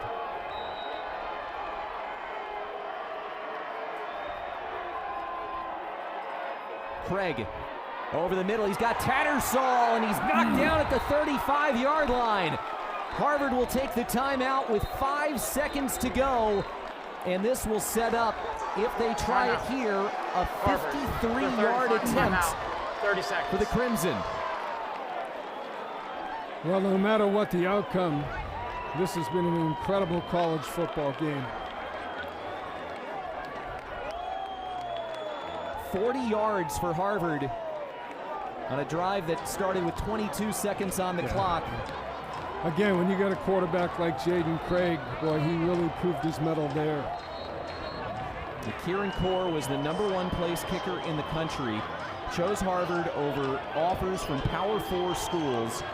Winchester, Massachusetts native, has not had a chance to show his leg from distance in his career. And his dad from Ireland. He's hoping for a little bit of luck of the Irish on this attempt from 53 yards with 5 seconds left. Snap is good, hold is good, kick is up and on the way. It's got the distance. It's good! It's good! And Harvard has won the Ivy League championship for the 3rd consecutive year and the 20th time in program history. Core from 53. If that doesn't make ESPN play of the game, this is the end of the fourth quarter. Nothing will. Incredible. That's one of those games where neither team deserved to lose. What a great college football game. They don't get any better. The sophomore from Winchester, Massachusetts, whose previous career long was from 38, drills it from 53. And the Crimson come back to beat the Quakers 45-43. Pretty sure we're going to see that on ESPN about 100 times. But hey, best game I've ever seen in my life, Nick. It was Mickey Fine who was walking by, the offensive coordinator. The undefeated season stays alive for Harvard. And The Crimson will go into the game 9-0 and a chance for another perfect regular season. And already a share of the Ivy League championship under its belt. Wow. I don't think wow even does it justice. Truly amazing. And you feel for the Quakers. It came down to a kick on their side. They did exactly what they needed to do, but Coach, in the end, Jaden Craig with a couple of darts on that last drive. Harvard had the timeout at its disposal, and boy, it's just tough to defend when you've got a quarterback who can make these throws. Yeah, we talk about Jaden Craig being an NFL prospect. Boy, when you do that under pressure, that shows a lot. So Harvard is 9-0, 6-0 Unbelievable. in the Ivy League. Great job. And Amanda Keene is standing by with Andy Orrick, the Harvard head coach. Coach, how can you even put into words what you're feeling right now? Relief, would be the word. Just so proud of how these guys fought. Every single guy, no flinching on the sideline. Everybody's just trying to get ready for the next play, whether it's offense, defense, or special teams. I'm not surprised by the ending, to be honest with you. What went into your decision knowing that Kieran Core had a leg? We've talked about it all season, but we've never really had to see it. How confident were you when you called this number? I was very confident because I see him at practice hitting those every single day. We're in that position. We're going to kick the field goal. I was ready to kick it from the 40-yard line if we needed to. Luckily, we got to the 35, and that's just practice showing up in game because that's what he does in practice. The last regular season game in this stadium. Your family's here. The crowd was one of the best crowds I think I've seen. What does this season come together for you? When the season has come together, how does it feel to be a share of an Ivy League championship? It feels great. We still have work we want to get done. I have no idea what happened in the Princeton and Yale game, but we knew this was one of the steps, the 9th step, to get to the last one here. And now, these guys got to dig in, and we got to be ready for the next game. But to make that one as big of a deal as it needed to be, we had to take care of this one. So, unbelievable ending. So proud of the guys. Congratulations. Thank you. Andy Orrick sees his team pull one out in a way that they had not had to since last year against Penn. Remember, the field goal last year came in a tie game. This one came when they were down by a point, and these are the most up-to-date standings here in the Ivy League. Yale at 5-1, Harvard 6-0, Cornell and Dartmouth battling it out right now. Quakers 3-3, and Brown beating Columbia earlier today. Let's take another trip down to the sideline, and the hero of the day, Kieran Core, is standing by with Amanda. Kieran, I got to ask you, when Coach put you on that field and said, go for it, what was going through your head? Yeah, I mean, those are the moments you live for as a kicker. That was my first ever game winner, so really excited. But just to be able to get that opportunity is just a testament to our offense. And then snap, hold, and O-line, everyone just did their job. So for me, it's just clockwork, doing what we train and practice every single day to do. So, yeah, I'm just really grateful to have that opportunity. When you chose to come here to Harvard, is this something that you saw for yourself? I mean, these are the moments I live for. So, yeah, I would say so, yeah. Great, and then I got to go over here to your captain, Ty. What does it mean for you to know that you have a share of the Ivy League championship wrapped up today? Definitely a blessing. Job's not finished, though. We didn't come here to share anything. We believe that, and we're going to keep fighting and go 1-0 next week. So, excited. And when you talk about your teammate here who had the game on the line and he stepped up and hit that kick, what was going through your mind? Ice in his veins. Ice in his veins. Ice in his veins. And now, how much are you going to celebrate this before you can turn your head to the game? We'll enjoy it. There's a lot of things we got to do better. Defense cannot give up 42 points. That's unexcusable, but definitely enjoy it. Then tomorrow we're straight to work. All right, Ty, congratulations. Thank you so much. I appreciate it. Ty Bartram, always cool, calm, and collected, just like his kicker. And the coach, unbelievable game today. Harvard facing adversity, down by multiple touchdowns in that first half. And when you look at this team, you have said that this team has got it all. They remind you a lot of that 2004 squad that you had Ryan Fitzpatrick as the quarterback for. When you have a win like this, what can it do for a team going into what is always the biggest game of the year? Well, when you play Yale, it's always a big game no matter what the status. But the reality is this team has so much momentum. It's a great football team, offense, defense, special team. And to have a moment like that, they will all remember that forever. But now it's quickly on to Yale. Let's go, boys. And it's going to be a great one down in the Yale Bowl. You know, it's funny, Andy Orrick told us, if things went in his team's direction today and, they had the share of the Ivy Championship, there was not going to be a big prolonged celebration where they were going to hold a banner and do all that sort of thing.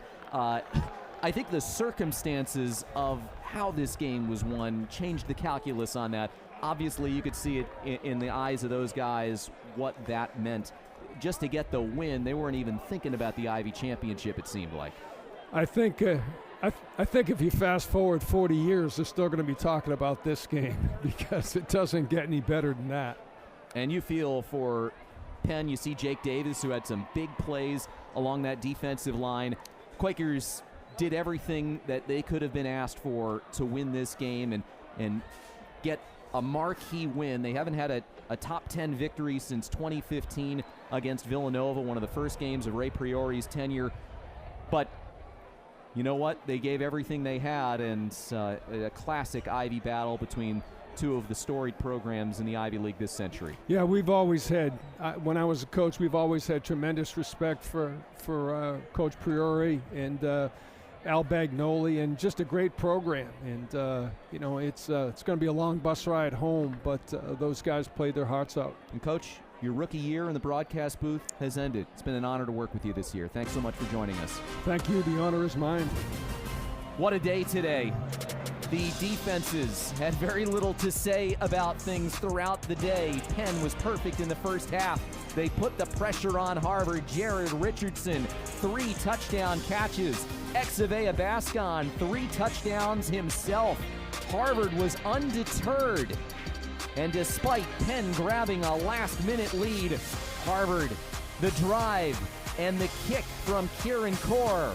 Final score today from Tim Murphy Field at Harvard Stadium. Harvard 45, Penn 43 for Amanda Keene and Tim Murphy. This is Alex Vespoli saying so long. This game has been a presentation of ESPN.